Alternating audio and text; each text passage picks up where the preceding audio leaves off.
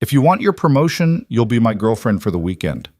Those words from Adrian Voss, the man who controlled every second of my waking life, should have made me laugh, should have made me quit. Instead, I said yes. Because when your boss, the Adrian Voss, CEO of Voss Industries, the man who made grown executives cry in boardrooms, asks you to lie to his entire family during Christmas, you don't ask questions. You calculate what you can get in return. I thought I could fake it. Smile. Play the part. Survive 3 days. I was wrong about all of it. Stay with me until the end of this story. Hit that like button and comment what city you're watching from. I want to see how far this story travels. The fluorescent lights in Adrian Voss's corner office made everything look sterile. Clinical. Like the operating room it sometimes felt like when he was dissecting quarterly reports or eviscerating someone's presentation. I stood there holding my tablet, my third coffee of the morning going cold in my other hand, wondering why he'd called me in at 7:47 p.m. on a Friday. Close the door. I did. The click echoed. Adrian didn't look up from whatever he was reading. His desk was massive, dark wood that probably cost more than my car. Everything about this office screamed control, from the geometric art on the walls to the way his pen sat in perfect parallel lines. Even the plants looked disciplined, their leaves reaching upward at identical angles. "Sir?" I prompted when the silence stretched too long. He finally raised his eyes. Gray, sharp, the kind of eyes that could find the flaw in anything. He'd found plenty of mine over the 2 years I'd worked as his executive assistant. Too slow with the morning briefing. Coffee temperature off by 3 degrees. Failed to anticipate he'd want the Amsterdam files when he'd explicitly asked for Frankfurt. "Sit." I sat in one of the leather chairs facing his desk. They were deliberately uncomfortable, meant to keep meetings short, keep people on edge. I'd spent enough time in them to know every pressure point. Adrian leaned back, studying me with that particular intensity that made most people squirm. I'd learned not to squirm. Learned to meet his gaze and wait, even when my pulse kicked up, even when I wanted to fill the silence with nervous babbling. "I have a proposition for you, Evelyn." My full name. Never just Eve, never casual. Everything with Adrian was formal, distant, controlled. "I'm listening." "My family has certain expectations regarding my personal life." He said it like he was discussing weather patterns. Detached, clinical. "These expectations have become inconvenient." I waited. Rule number 1 of working for Adrian Voss: never interrupt, never assume, never fill his pauses. "There's a gathering, Christmas. 3 days at the family estate upstate." His fingers drummed once against the desk. The only tell that this conversation wasn't as easy as he was making it seem. "I need a date." The coffee I'd been drinking threatened to come back up. "Sir, not a date." He corrected himself with a slight frown, like the imprecision of language offended him. "A girlfriend, someone to accompany me, deflect questions, present a united front." I stared at him, blinked. "You want me to pretend to be your girlfriend?" "Yes." "At a family Christmas gathering?" "Correct." "For 3 days." "Your comprehension skills are intact." "Good." The dry sarcasm was so Adrian it would have been funny if my brain wasn't currently short-circuiting. I'm aware this is unconventional. However, you're professional, discreet, and already familiar with my schedule and preferences. You won't embarrass me or require extensive briefing. Wow. Romance truly was dead. Why? The question slipped out before I could stop it. His jaw tightened. That's not relevant to... It's completely relevant if you want me to be convincing. I surprised myself with the interruption. Surprised him too, based on the slight widening of his eyes. I need to know what I'm walking into. Several seconds passed. Adrian's fingers resumed their drumming. 3 taps. Pause. 3 taps. Finally. My cousin is getting married. The entire family will be there. My mother has decided this is the perfect opportunity to parade every eligible woman in our social circle in front of me. She's also made it clear that my lack of personal attachments reflects poorly on the family image. So you want a human shield. I want a solution to an irritating problem. He stood, moving to the window that overlooked the city. 23 floors up, the lights of Manhattan spread out like scattered diamonds. My family believes in maintaining appearances. They believe power comes from perception. A man my age, in my position, without a stable relationship, raises questions, invites speculation. About? He shot me a look over his shoulder. Use your imagination, Miss Hart. Oh, right. In certain circles, a 34-year-old bachelor CEO who showed zero interest in dating was suspicious. Never mind that Adrian probably didn't have time to date between running a multi-billion-dollar company and sleeping 4 hours a night. And you chose me because you're competent, you don't gossip, you understand discretion. He turned fully to face me. And you want something from me. My stomach dropped. Don't insult my intelligence. His voice went cold.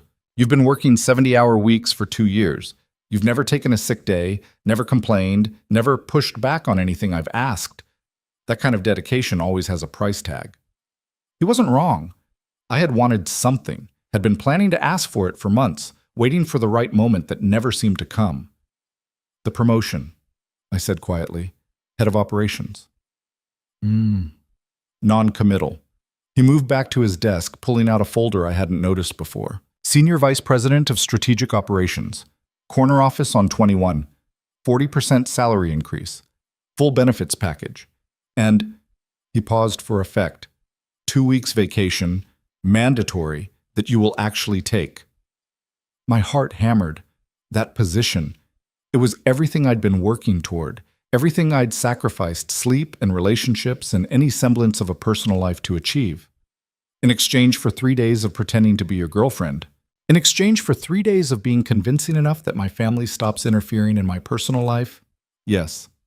He slid the folder across the desk. Full job description? Contract terms. It's yours after we return, assuming you perform adequately. Of course there was a performance clause. This was Adrian Voss. I should have said no. Should have walked out, reported him to HR, filed a complaint about quid pro quo or hostile work environment, or any of the dozen violations this probably constituted. But HR worked for Adrian. The board worked for Adrian. In this building, Adrian Voss was the closest thing to a deity we had. And I wanted that promotion, wanted it so badly I could taste it. What exactly would this entail? I heard myself asking. He sat back down, all business now. We leave Thursday morning. The estate is in Dutchess County, about 2 hours north. There will be approximately 40 family members in attendance. You'll need appropriate attire, cocktail dresses, evening wear. I'll cover all expenses. How generous. His mouth almost twitched. Almost. We'll maintain basic couple behavior. Sitting together at meals, dancing at the appropriate events. Physical proximity that suggests familiarity. Physical proximity, I repeated. Nothing inappropriate. A hand on the small of your back. My arm around your shoulders. The sort of casual contact that indicates an established relationship. He said it like he was describing a business merger. Can you manage that? Could I manage pretending to be in a relationship with Adrian Voss? The man who'd once sent back a presentation 17 times because the font was aggressive. Who scheduled his water intake and color-coded his sock drawer. Who had never in 2 years acknowledged my existence outside of work capacity. I need ground rules, I said. Such as? This stays professional. No actual involvement. Obviously. And after we get back, you don't hold this over me. The promotion happens regardless of, I'm not interested in blackmail, Miss Hart. This is a transaction. You fulfill your end, I fulfill mine. He pulled out another document. I've drafted an agreement. Non-disclosure, terms of employment, compensation structure. Read it. If you're amenable, sign it. We leave at 8 a.m. Thursday. I took the papers. My hands only shook a little. One more thing. Adrian's voice stopped me at the door. My family can be, difficult, intrusive. They'll ask personal questions, dig for weaknesses. If you accept this arrangement, you need to be prepared for that. I've handled difficult clients before. Not like the Vosses. Something flickered in his expression. Not quite warning, not quite apology. We eat our own, Miss Hart. Remember that. I didn't sleep that night. My apartment, a studio in Queens that cost half my salary, felt smaller than usual as I paced, reading and rereading Adrian's contract. It was thorough. Frighteningly so. Clauses about confidentiality, behavior expectations, media protocol, even a contingency plan if photographs surfaced. The man thought of everything. My phone buzzed. My sister, Rachel. I ignored it. She'd want to chat about her kids or her husband or some recipe she'd found, and I couldn't. Not while my brain was trying to process the fact that I'd agreed to this insanity. Because I had agreed. Somewhere between leaving Adrian's office and getting on the subway, I'd decided. The promotion was too good, the opportunity too rare. And 3 days? I could survive 3 days of anything. I'd survived worse. The memory tried to surface, my ex, the screaming match, the way he'd thrown my work in my face like an accusation. But I shoved it down. Ancient history. Not relevant. I signed the contract at 2 a.m., my signature shaky but deliberate. Thursday morning arrived too fast. I stood outside my building at 7:55 a.m. with a borrowed suitcase and a stomach full of acid. The black town car that pulled up was aggressively expensive, all tinted windows and silent engine. The driver got out. "Miss Hart?" "That's me." He opened the back door. Adrian sat inside, laptop open, already working. He barely glanced up as I slid in beside him. "You're on time. Good." "Good morning to you, too." He did glance up then, taking in my carefully chosen outfit. Black pants, cream sweater, minimal jewelry. Professional, but not corporate. His eyes lingered maybe half a second longer than necessary before returning to his screen. "We need to establish some background," he said as the car pulled into traffic. "How we met, how long we've been dating, key details about our relationship." "Right, the fiction." "The convincing fiction," he corrected. "My cousin Margot is particularly perceptive. She'll interrogate you." "Looking forward to it." Another almost smile. "We met at a charity gala 8 months ago. You spilled champagne on my jacket. Clumsy of me. You apologized profusely. I was charmed by your honesty." He said it completely deadpan. "We've been seeing each other since, casually at first, more seriously in recent months." "Why the secrecy?" "We wanted to keep it private, professional boundaries." He finally closed the laptop, giving me his full attention. "You'll need to know basic information about me, things a girlfriend would know." "I already know plenty. You take your coffee black, no sugar. You hate being late. You reorganize your desk when you're stressed. You have a scar on your left hand from a sailing accident when you were 16. Adrian looked at his hand, then at me. "How do you know about the sailing accident?" "You mentioned it once. Conference call with the Tokyo office. Someone asked about your weekend plans." I shrugged. "I pay attention." Apparently, something shifted in his expression. Not quite approval, but close. "What else?" "You don't drink during the week. You read biographies, mostly historical figures. You run every morning at 6, 4 miles, same route through Central Park. Your mother calls every Sunday at noon. You always step out of the office to take those calls, and you're always tense afterward." The silence that followed felt different, heavier. "I didn't realize I was so transparent," Adrian said finally. "You're not. I trailed off, suddenly uncomfortable. "It's my job to anticipate what you need. That requires observation." "Indeed." He opened a different folder, this one physical. "Here. Information on the key family members. Study it." I took the folder. Inside were dossiers, actual dossiers, on what looked like 20 different people. Names, ages, occupations, relationship to Adrian, notable characteristics, potential topics to avoid. "You made trading cards of your family?" "I made a strategic briefing document." He pulled out his phone, typing something. "Margot Voss, my cousin. 28, recently engaged to a venture capitalist named Julian Crawford. She's clever, ambitious, and will absolutely try to catch us in a lie. Avoid discussing politics or her mother. They're currently not speaking." "Why not?" "Margot chose a career over marriage. Her mother considers this a personal failure." His tone suggested he had opinions about that. "Uncle Richard is the patriarch. He'll test you, try to provoke a reaction. Don't give him one." "And your mother?" Adrian's jaw tightened. "Catherine Voss. She's complicated." "That's not very specific." "She's exacting, critical. Nothing is ever quite good enough." He stared out the window. "She'll analyze everything about you. Your background, your education, your family, your intentions. Be prepared for that." "What should I tell her about my background?" "The truth, generally. You have a degree in business administration from NYU. You've worked for me for 2 years. Your performance has been exemplary. He hesitated. She'll ask about your family. My family is fine. Miss Hart, my parents are divorced. My dad's in Florida with wife number 3. My mom teaches elementary school in New Jersey. I have one sister, married with kids. We're not close, but we're not estranged. I recited it like a grocery list. Standard middle-class American family. Nothing scandalous. He studied me. You left something out. Damn. It's not relevant. If my mother asks about it, it becomes relevant. I sighed. I was engaged once, 5 years ago. It ended badly. That's all. How badly? He didn't like how much I worked, gave me an ultimatum, him or my career. I chose my career.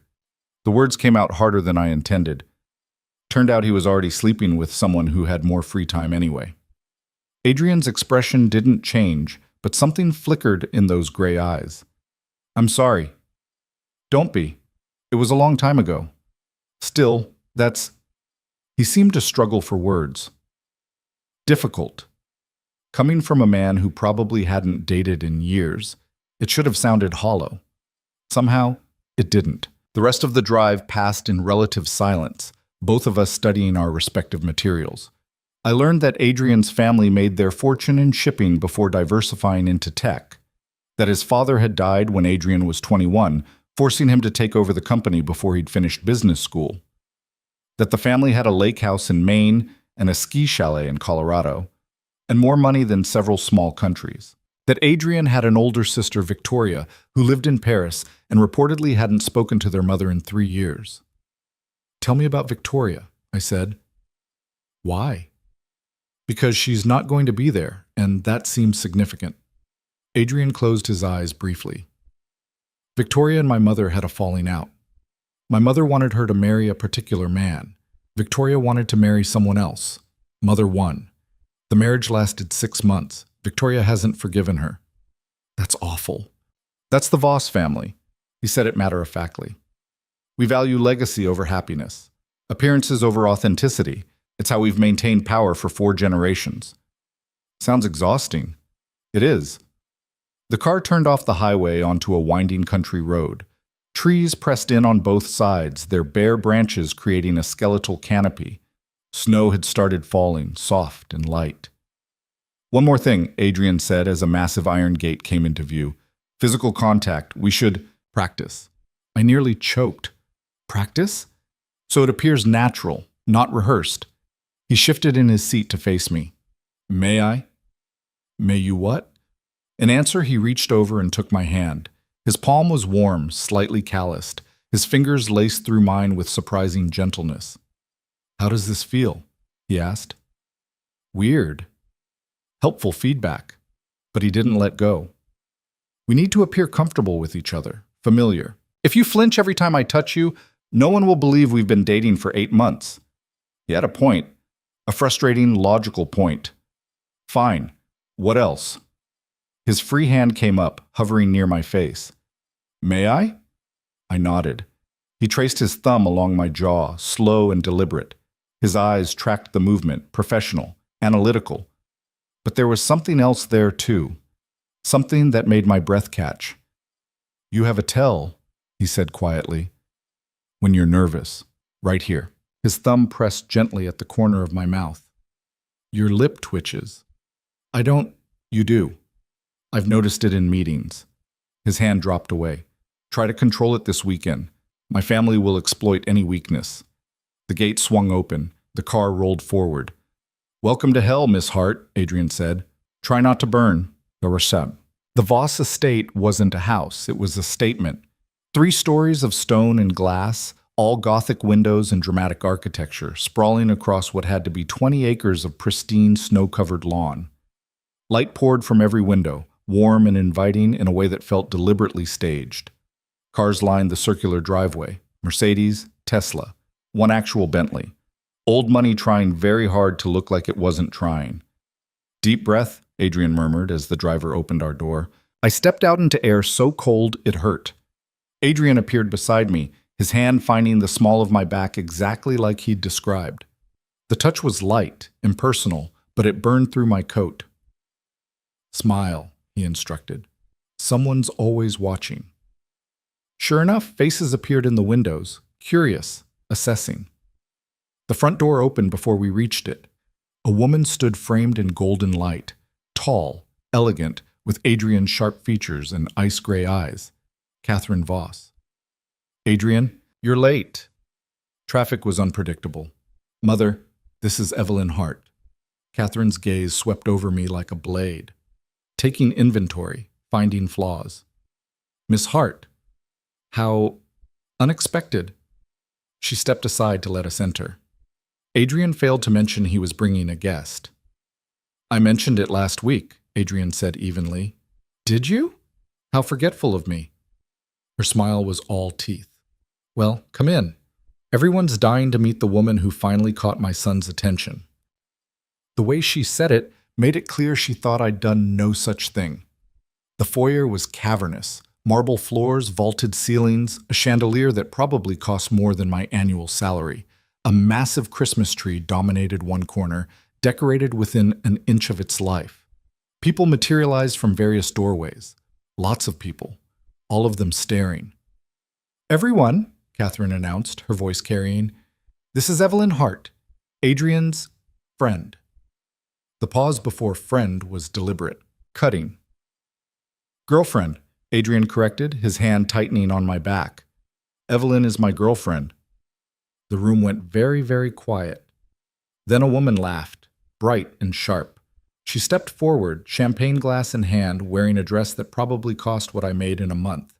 "Well, well, Adrian Voss with an actual girlfriend. Alert the media." She extended her hand to me. Margot Voss, the fun cousin. Evelyn, the grateful girlfriend who's wondering what she walked into. Margot's grin widened. "Oh, I like her. She has a spine." She linked her arm through mine, physically pulling me away from Adrian. "Come on, I'll introduce you to the firing squad. Try not to let them smell fear." I glanced back at Adrian. He looked, not panicked exactly, but concerned. His eyes met mine with an expression that clearly said, "Good luck." "Great." Margot dragged me through a doorway into a sitting room packed with well-dressed people holding expensive drinks. The conversation stopped as we entered. "Everyone, this is Evelyn. Be nice or I'll tell her all your secrets." Margot raised her glass. "Evelyn, this is everyone. They'll interrogate you individually, so pace yourself." An older man separated from the crowd, 60s, distinguished, with Adrian's build and none of his restraint. "Richard Voss, Adrian's uncle." His handshake was aggressive. "What do you do, Miss Hart?" "I work in operations management." "For whom?" "Currently?" "Your nephew." "Must." His eyebrows climbed. "Adrian hired his own girlfriend. How economical." "We met before I worked for him," I said evenly. "The job came later." And your family? What do they do?" "Here we go." "My mother is a teacher. My father's retired." "Teaching what?" "Elementary education, 3rd grade." "How quaint." He said it like I'd confessed to peasantry. "And you studied?" "Business administration, NYU." "State school."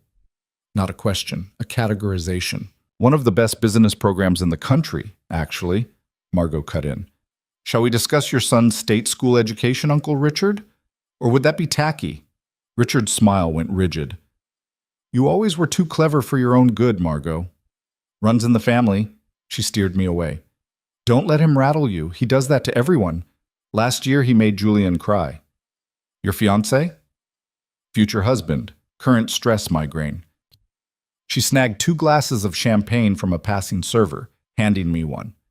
"We should probably discuss how you're going to survive this weekend. I'm open to suggestions. First rule, trust no one. Second rule, everything you say will be repeated, analyzed, and used against you. Third rule, Catherine hates everyone, so don't take it personally when she eviscerates you at dinner." "You're really selling this experience," Margot laughed. "I like you, which means you're probably doomed." She clinked her glass against mine. "How long have you actually been sleeping with my cousin?" I nearly inhaled champagne. "Excuse me?" "Oh, please, Adrian doesn't date, ever. He works, he runs his little empire, He calls his mother on Sundays like a good robot, but he doesn't do relationships. She leaned closer. So either you're the miracle woman who cracked the Ice King, or this is some kind of arrangement. Which is it? My heart hammered. This was exactly what Adrian had warned me about. We've been seeing each other for 8 months, I said carefully. We kept it quiet because of work. Uh-huh. And how did you meet?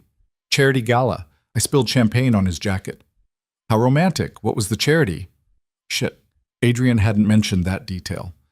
Children's literacy, I improvised. Adrian's passionate about education reform. Is he? Margot's eyes sparkled with amusement. That's news to me, but sure, let's go with that. She drained her glass. Word of advice? Catherine's going to tear you apart. She does it to everyone Adrian brings home, which, granted, hasn't been many people, but still. She has questions about legitimacy and social standing and whether your bloodline is sufficiently pure. Margot. Adrian's voice cut through the room. He appeared at my elbow, his hand finding mine with practiced ease. Stop terrorizing my girlfriend. I'm not terrorizing. I'm educating. But she stepped back, smirking. Your mother wants you in the library. Something about seating arrangements. Adrian's jaw tightened. Of course she does. He turned to me. Will you be all right? I survived the first round. I'll manage. That's my girl. He said it absently, already pulling away, but the words hit differently than they should have. Margot watched him go, then looked at me with something like pity. You're in over your head, aren't you? Completely. Yeah, I figured. She flagged down another server. Come on, let's get you properly drunk before dinner. You're going to need it. Dinner was a production. 23 people seated at a table so long I couldn't see the other end.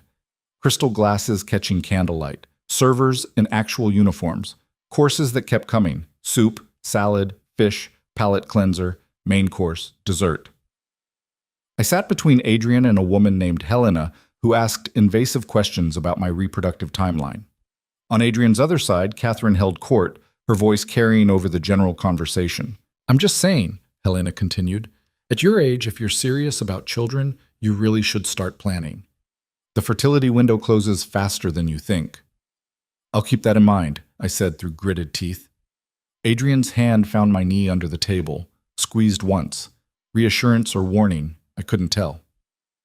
Evelyn, Catherine's voice silenced the table. Adrian tells me you work in operations. How fascinating. What exactly does that entail? All eyes turned to me. I manage workflow optimization, resource allocation, strategic planning. I kept my voice steady. Currently, I'm overseeing the integration of 3 new divisions and restructuring the supply chain protocols. How impressive. And you find that fulfilling? The question was a trap. Say yes, and I was a career-obsessed woman with wrong priorities. Say no, and I was incompetent or lying. I find it challenging, I said carefully, and I enjoy solving complex problems. Adrian has always valued efficiency over sentiment. Catherine smiled, but it didn't reach her eyes. Tell me, how do you balance such demanding work with your relationship?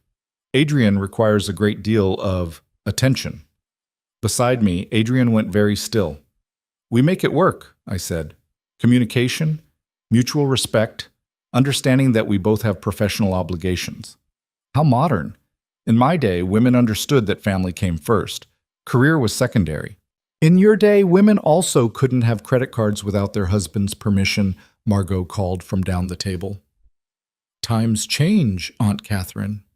The temperature dropped 10 degrees. Margot, darling, I wasn't aware anyone solicited your opinion. You never do.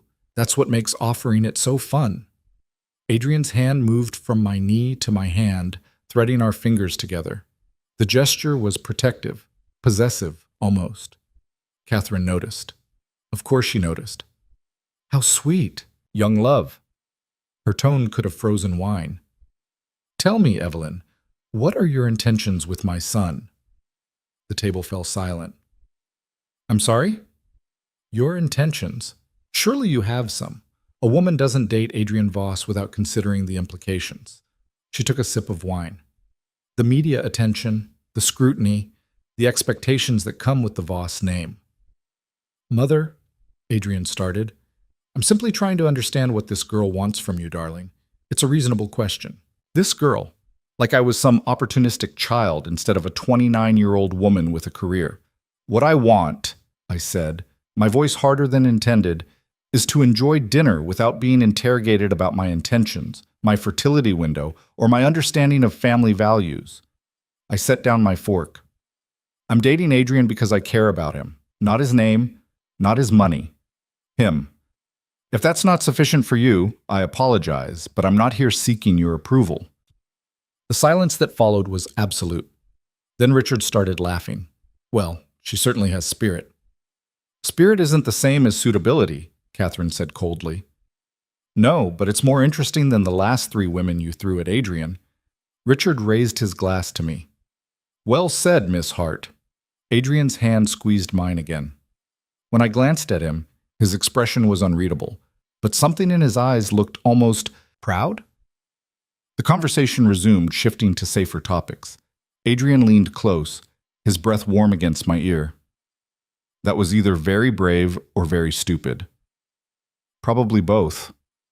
My mother will make you pay for that. Looking forward to it. His lips curved, an actual smile, small but genuine. You surprise me, Miss Hart. Is that a good thing? I'm not sure yet. The rest of dinner passed in a blur of wine and tension. By the time dessert arrived, my face hurt from forced smiling. Helena had moved on to discussing the benefits of Pilates. Richard was arguing politics with someone named Charles. Margot kept catching my eye and mouthing sorry from across the table, and Catherine watched everything with the focus of a sniper. Finally, mercifully, it ended. People dispersed, some to the sitting room for after-dinner drinks, others to the library for cigars, and presumably more judgment. Adrian guided me out onto a terrace overlooking the dark gardens. The cold air was a shock after the overheated dining room, but I welcomed it. I should have warned you more specifically about my mother, Adrian said. Would it have helped? Probably not. He loosened his tie. She's worse when she feels threatened. Threatened by what? Me? By change. By anything that disrupts her carefully controlled narrative. He leaned against the stone railing. She had my life planned before I could walk. The right schools, the right friends, the right career path, the right wife. Let me guess, not an executive assistant from a middle-class family. Not even close. He looked at me then, really looked at me. You handled it well. I insulted your mother at dinner. She insulted you first. You simply responded in kind. Something shifted in his expression. Most people don't do that. They smile and take it and let her win. I'm not most people. No, you're not. The way he said it made my stomach flip. Music drifted from inside. Someone had started playing piano. Voices rose in conversation and laughter. The whole scene looked like a postcard of perfect family Christmas gathering. The reality was so much uglier. Why did you really bring me here? I asked suddenly. Not the official reason, the real one. Adrian was quiet for a long moment. My mother wants me married, settled, producing heirs to carry on the family legacy. His voice went flat. She's been introducing me to suitable women for years. Every holiday, every family gathering. It's exhausting, invasive. I wanted it to stop. So you invented a girlfriend. So I asked someone I trust to help me maintain a boundary. He turned to face me fully. You could have said no, Evelyn. To this, to all of it. Why didn't you? Because I wanted the promotion. Because I was ambitious and calculating and willing to lie to his entire family for professional advancement. But looking at him now, at the tension in his shoulders and the weariness in his eyes, that answer felt incomplete. Because you asked, I said finally. And because I thought maybe you needed someone in your corner for once. He stared at me. That's Adrian, Margot's voice carried from the doorway. Catherine wants family photos in the library. Now, apparently, Adrian closed his eyes. Of course she does. We should go. In a moment. He caught my hand as I turned. Thank you. For tonight. For standing up to her. You're welcome. His thumb brushed across my knuckles. Just once. Then he let go and we went back inside. Back to the performance. Back to pretending this was all simple and controlled and not getting more complicated by the hour. The library was packed. Catherine had arranged everyone by height and relation, creating a visual hierarchy of the Voss family tree. Adrian and I were positioned near the center, close to Catherine, which felt strategic. Closer together, Catherine instructed. You're a couple, not strangers. Adrian's arm came around my waist, pulling me against his side. I fit there better than I should have. His body was warm and solid and smelled like expensive cologne and something uniquely him. Smile, the photographer called. I smiled. Adrian didn't, but that seemed on brand. Flash, flash, flash. Now just the core family, Catherine announced. I started to step away. Adrian's arm tightened. Evelyn stays, he said. Catherine's eyes narrowed. Adrian, she's not family. She's with me. She stays. The standoff lasted maybe 5 seconds, but it felt like hours. Finally, Catherine's smile returned, sharp and dangerous.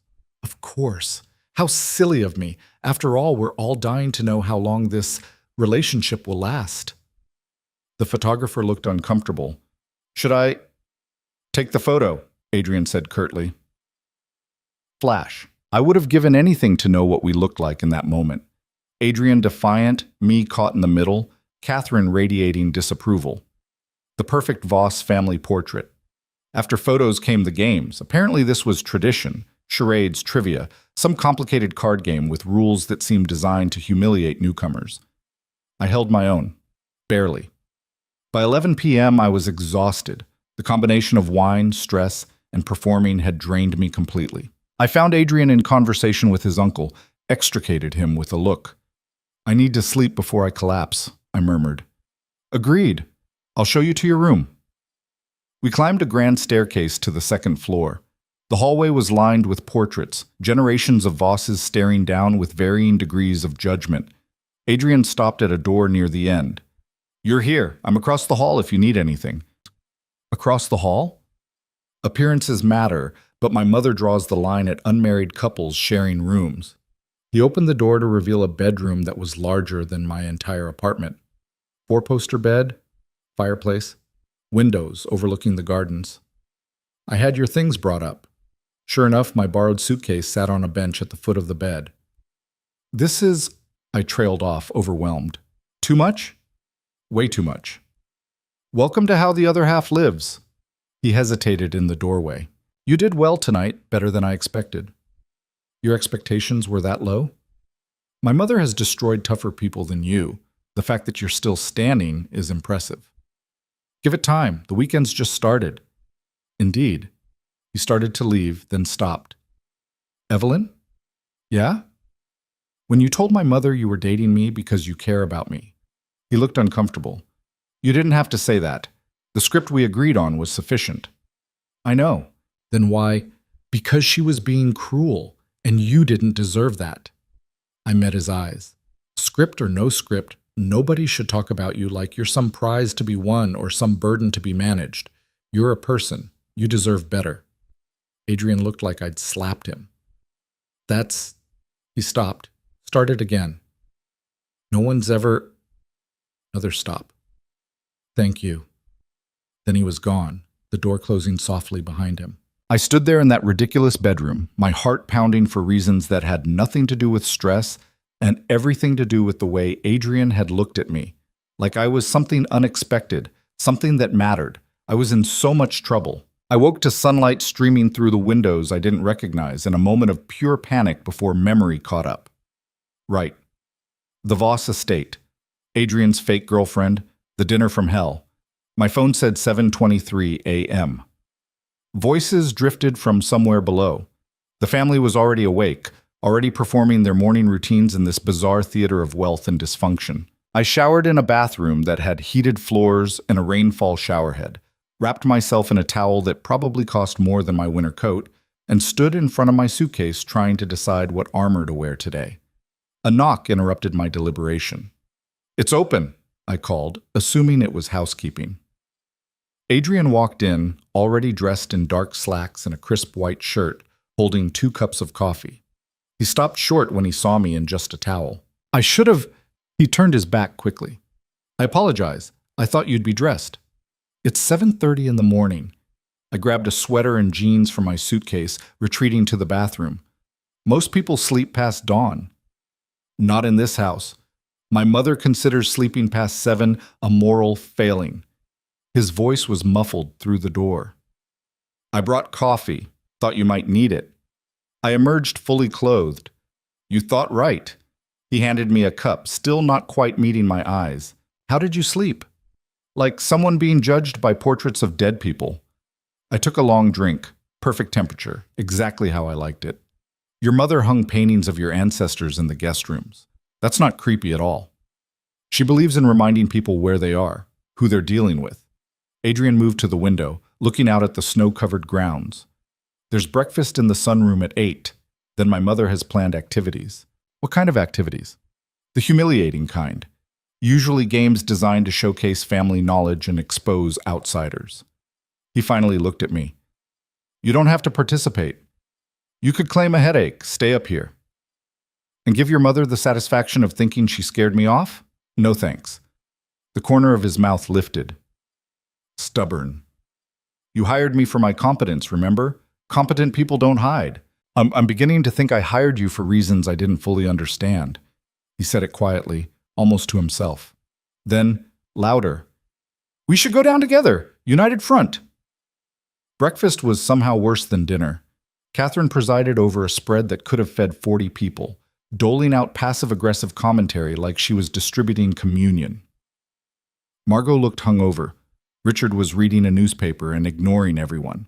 Various cousins and relatives picked at fruit and pastries while pretending not to eavesdrop on every conversation. Evelyn, dear, Catherine's voice cut through the low chatter. I hope you slept well.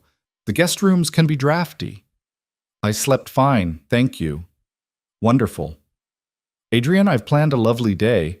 We'll start with the gift exchange, then family trivia in the library, followed by ice skating on the pond. Her smile was all teeth. I do hope Evelyn knows how to skate. I didn't. Adrian knew I didn't. It had come up during our briefing in the car, a random detail I'd mentioned about growing up without much winter sports access. I'm sure she'll manage, Adrian said smoothly, and if not, I'll help her. How gallant, just like your father. Catherine's expression flickered with something that might have been real emotion before smoothing back into polished pleasantness. He was always rescuing people too. The way she said it didn't sound like a compliment. Margot caught my eye from across the table and mouthed, "Run while you can." I bit back a smile. After breakfast, we assembled in the drawing room for the gift exchange. Apparently, the Voss family didn't do normal Secret Santa or grab bags. Instead, Catherine had assigned each person to give a gift that demonstrated deep knowledge of the recipient's character and needs. Translation, another test. I'd brought nothing because Adrian hadn't mentioned this particular torture. He'd brought something for his mother, a first edition of some book I'd never heard of, and she'd received it with restrained approval. Then came my turn. Evelyn doesn't have a gift, Catherine announced to the room. How unfortunate. Adrian, you should have informed her of our traditions. I did inform her, Adrian said coolly. She's not family. She's not required to participate. But she's your guest. Surely you prepared something for her. Adrian's jaw tightened. He clearly hadn't expected this ambush either. Actually, Margot interrupted, standing up with a small wrapped box. I got something for Evelyn. Seemed rude not to welcome her properly. She crossed the room and handed me the package. Inside was a silver bracelet with a single charm, a tiny middle finger. It's perfect, I said, genuinely laughing. I thought so. Consider it armor. Margot grinned. You're going to need it. Catherine's expression could have curdled milk, but she moved on to the next person without comment. Adrian's hand found mine, squeezed once. Gratitude or apology, I wasn't sure. The trivia game was exactly as awful as promised. Questions about Voss family history, inside jokes, memories from gatherings I'd never attended. I answered what I could based on Adrian's briefing materials, made educated guesses on the rest, and failed spectacularly. What year did the Voss family acquire their first shipping vessel? Richard asked. 1847, I guessed. 1834. Adrian, perhaps you should educate your girlfriend about family history. Or perhaps we could play a game that doesn't exclude people, Adrian said sharply. Don't be sensitive, dear. It's all in good fun. Catherine smiled. Next question. Who was Adrian's first girlfriend? The room went silent. Adrian stood up. That's enough. It's a simple question. It's invasive and inappropriate. This game is over. He looked at me. Let's get some air. I followed him out, aware of every eye tracking our exit. We ended up in a conservatory filled with plants that somehow survived despite the winter cold. Glass walls showed the gardens beyond, white and pristine and empty. I'm sorry, Adrian said once we were alone. My mother is testing me. I know. I touched one of the plants, some tropical thing with huge leaves. She wants me to break, to prove I'm not good enough for you. You are good enough. I turned to look at him. We both know that's not true, not by her standards. Her standards are archaic and elitist and designed to keep people in boxes. He moved closer, his eyes intense. You stood up to her last night. You didn't flinch when Richard interrogated you. You laughed at Margot's gift instead of being offended. You're handling this better than anyone I've ever brought here. You've brought other people here? Twice, both times ended badly. He looked away. One left before dinner. The other made it through the weekend but refused to ever see me again afterward. Can't imagine why. My family is a lot. I know that, but you... He stopped, seeming to struggle with words. You're different. Different how? You're not intimidated, or maybe you are, but you don't let it show. You fight back. You adapt. His voice dropped. You make me think this might actually work. My heart kicked hard against my ribs. The arrangement, you mean? Right, the arrangement. But something in his expression suggested he meant something else entirely. The door opened. A young woman stuck her head in, one of the cousins I hadn't been properly introduced to yet. Catherine wants everyone at the pond in 20 minutes. Ice skating time. She disappeared. Adrian sighed. I could fake an emergency business call. Get us out of this. And prove to your mother that I'm a distraction from your responsibilities? No. I straightened my shoulders. I'll learn to ice skate. How hard can it be? Famous last words. The pond was a 15-minute walk through snow-covered gardens, past sculptures and frozen fountains, and more evidence of excessive wealth. By the time we arrived, my feet were numb despite the expensive boots Adrian had insisted on buying me yesterday. Someone had cleared the ice. Skates waited on benches, probably custom-fitted, knowing this family. People were already gliding around, making it look effortless. I picked up a pair of skates and stared at them like they were instruments of torture. You really can't skate? Margot appeared beside me, already wearing her own skates. I grew up in New Jersey. We had a roller rink. This is different. It's not that different. You just glide instead of roll, and if you fall, the ice is harder and more painful. She grinned. Come on, I'll help you. I thought Adrian is busy being interrogated by Uncle Richard about quarterly earnings. Family business waits for no one. She pulled me toward the ice. Besides, this way we can talk without everyone listening. The ice was exactly as terrifying as I'd feared. My ankles wobbled immediately. Only Margot's grip on my arm kept me upright. Relax, bend your knees, don't fight it. She guided me forward in slow, careful movements. So, you and Adrian, what about us? Is it real? She asked it casually, like she was asking about the weather. I told you last night. I know what you told me. I'm asking what's actually happening. She steadied me as I nearly fell. Because I've known Adrian my whole life. I've never seen him look at anyone the way he looks at you. My heart stuttered. How does he look at me? Like you're a problem he can't solve. Like you're something he wants but isn't sure he's allowed to have. She pulled me to a stop. Look, I don't care if this started as some arrangement or business deal or whatever. What I care about is that my cousin has been slowly turning into a robot for the past decade, and you're the first person who's made him seem even remotely human. Margot, I'm on your side. That's what I'm saying. If this is real, if you actually care about him, then you should know what you're up against. She glanced back toward the shore where Catherine stood watching us. His mother will never approve. She has someone else picked out, Vanessa Whitmore, old family friend, trust fund, summer house in the Hamptons, everything Catherine considers appropriate. Adrian can make his own choices. Can he? His whole life has been about duty and family expectations and maintaining the Voss legacy. He took over the company at 21 when his father died. Gave up grad school, relationships, any chance at a normal life. He's been performing for so long, I don't think he knows what he actually wants anymore. I watched Adrian across the ice, deep in conversation with his uncle, his posture rigid with tension. Even here, even during a family holiday, he was working, performing. "Why are you telling me this?" I asked. "Because if you hurt him, I'll destroy you. But if you can actually break through all that ice he's wrapped himself in, if you can make him happy," she squeezed my arm, "then I'll help you survive Catherine. Deal?" "Deal." "Good. Now let's teach you to skate before you embarrass yourself in front of the firing squad." It took another 30 minutes, several near falls, and more bruises than I wanted to admit, but eventually I managed something resembling skating. Margot stayed close, offering tips and sarcastic commentary in equal measure. Then Adrian appeared beside us.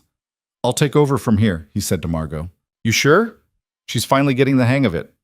"I'm sure." Margot skated away with a knowing look. Adrian offered his hand. "May I?" I took it. His grip was warm and sure, steadying me instantly. "You're doing well," he said as we moved together across the ice. "I haven't fallen on my face yet. That's my metric for success." "A reasonable standard." We glided past his mother, who was watching with hawk-like attention. "Thank you for trying. I know this isn't your idea of fun. Actually, parts of it haven't been terrible. Margot's growing on me." "She has that effect. She's also likely interrogating you about our relationship." "She might have mentioned something about Vanessa Whitmore." Adrian's hand tightened on mine. "Of course she did." "Is it true? Your mother picked someone out?" "My mother has been trying to arrange my life since I was born. Vanessa is just the latest candidate." His voice went hard. "It's not happening." Even if I wasn't in the picture?" "Especially if you weren't in the picture. I'm not interested in a relationship based on social standing and family approval." He pulled me slightly closer as we rounded a curve. "I want something real." The word hung between us, heavy with implications. "Adrian, I know. The arrangement, the agreement. This is all temporary and transactional, and..." He stopped skating, forcing me to stop too. We were at the far end of the pond now, partially hidden by snow-covered trees. "But it doesn't feel temporary, does it?" My breath caught. "No, it doesn't." He reached up, his hand cupping my face with surprising gentleness. "I'm breaking the rules. Our rules. I know that." "We both are." "Is that a problem?" I should have said yes. Should have reminded him this was a business arrangement, that we'd signed contracts, that crossing this line would complicate everything. But standing there with his hand on my face and his eyes searching mine, all I could think was that nothing had ever felt less like a problem. "I don't know," I admitted. "Maybe." "That's honest, at least."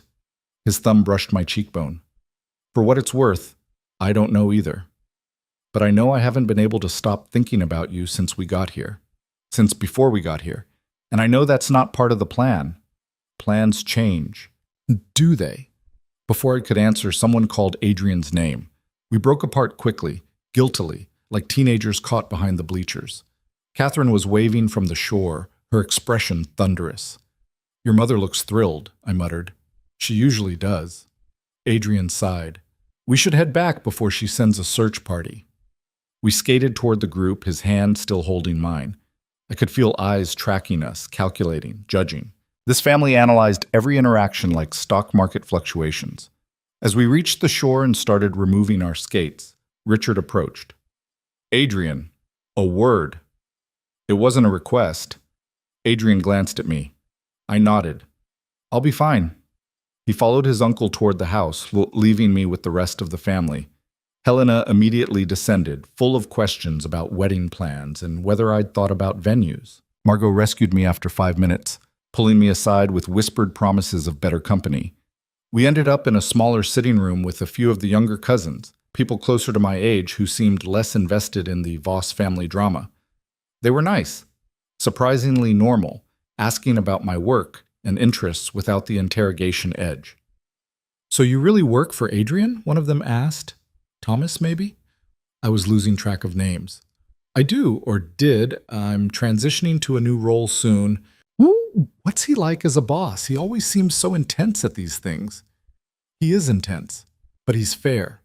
Demanding, but never unreasonable. I thought about it.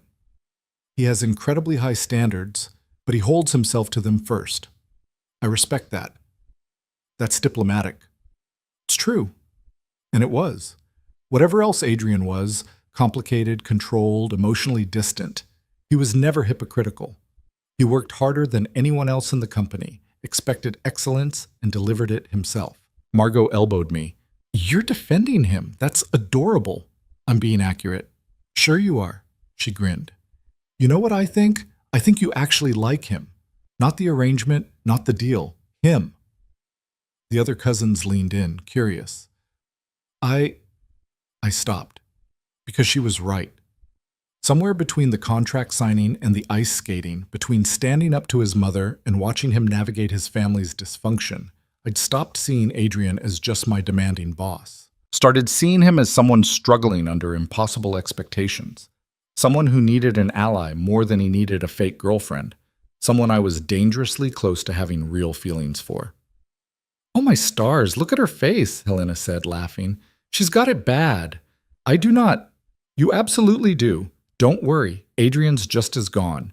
Did you see how he looked at her on the ice? I thought Uncle Richard was going to have an aneurysm. Why would Richard care? The room went quiet. Margot and the others exchanged looks. What? I pressed. Richard manages a lot of the family business interests, Margot said carefully. He's been positioning himself as Adrian's right hand for years. If Adrian gets married, especially to someone outside the family's social circle, it changes the power dynamics. I'm not trying to change any dynamics. You don't have to try, just existing changes things. She pulled me to my feet. Come on, Catherine's probably planning the next round of humiliation. We should eat something before the dinner interrogation begins. Lunch was less formal, but somehow more stressful. People kept asking questions about my family, my background, my plans. I deflected what I could, answered honestly when necessary, and counted the minutes until I could escape. Adrian appeared halfway through the meal, his expression darker than it had been. Whatever Richard had said to him, it hadn't been pleasant. Can I borrow you? He asked quietly. I excused myself and followed him to the library, a massive room lined floor to ceiling with books that probably no one ever read. What did your uncle want? I asked once the door closed. To remind me of my responsibilities. To suggest that my choice of companion reflects poorly on the family. Adrian's voice was tight with barely controlled anger. To imply that you're a distraction I can't afford. Maybe he's right. He's not. Adrian turned to face me. Richard wants control. He's been waiting for me to fail, to prove I'm not capable of leading the company since my father died. Every decision I make, he questions. Every relationship, he undermines. I'm done letting him dictate my life. This isn't real, Adrian. Us. This whole thing. We can't we? He moved closer. You asked me last night why I really brought you here. I told you it was about boundaries, about stopping my mother's interference. That was true, but it wasn't the whole truth. My pulse hammered. What's the whole truth? The whole truth is that I've been watching you for 2 years. Watching you handle crisis after crisis with grace and competence. Watching you stand up to executives twice your age who try to dismiss you. Watching you work yourself to exhaustion because you're too proud to ask for help. His eyes held mine. The whole truth is that asking you to do this gave me an excuse to spend time with you outside of work, to see if what I felt was just professional respect or something more. I couldn't breathe. Adrian, and now I know, it's more. It's so much more that I can barely think straight. His hand came up, fingers threading through my hair. Tell me I'm not alone in this. Tell me you feel it too. I should have lied, should have protected us both from the mess this was becoming. But I'd never been good at lying, especially to myself. You're not alone. He kissed me. Not the careful, performative kiss I'd imagined we might need for his family. This was desperate and real, and nothing like the controlled Adrian Voss I thought I knew. His hands framed my face, holding me like I was something precious and breakable, while his mouth moved against mine with an urgency that made my knees weak. I kissed him back, my fingers gripping his shirt, pulling him closer. This was a mistake a massive violation of every rule we'd established, but I didn't care. Couldn't care when he was kissing me like I was air and he'd been drowning. When we finally broke apart, both breathing hard, his forehead rested against mine. That was, he started. The door opened. We sprang apart like we'd been electrocuted. Catherine stood in the doorway, her expression unreadable. Dinner is in an hour. I suggest you both make yourselves presentable. Her eyes swept over us, taking in our disheveled appearance, the obvious evidence of what we'd been doing. And Adrian? We need to talk, privately. She left, the door closing with ominous finality. That's not good, I said. No, it's really not. Adrian ran a hand through his hair, making it worse. She's going to eviscerate me? Yeah, I figured. I won't let her. His voice was fierce. Whatever she says, whatever she does, I won't let her hurt you. Adrian, she's your mother. Well, she's a bully who's been controlling my life for too long. He pulled me close again, pressing a kiss to my forehead. I meant what I said, all of it. This isn't fake anymore, not for me. Not for me either. Good. He smiled, really smiled, and it transformed his face. Then we figure out how to make this work, together. Your mother is going to lose her mind. Probably, but that's been inevitable since the moment I brought you here. He stepped back reluctantly. I should go face the Inquisition. Get you some time to prepare for dinner. What do you think she'll say to you? That you're inappropriate, that I'm jeopardizing the family reputation, that I need to end this immediately and marry Vanessa Whitmore like a good son. His jaw set. I'll tell her no. And if she threatens you, the company, your position, then she threatens me.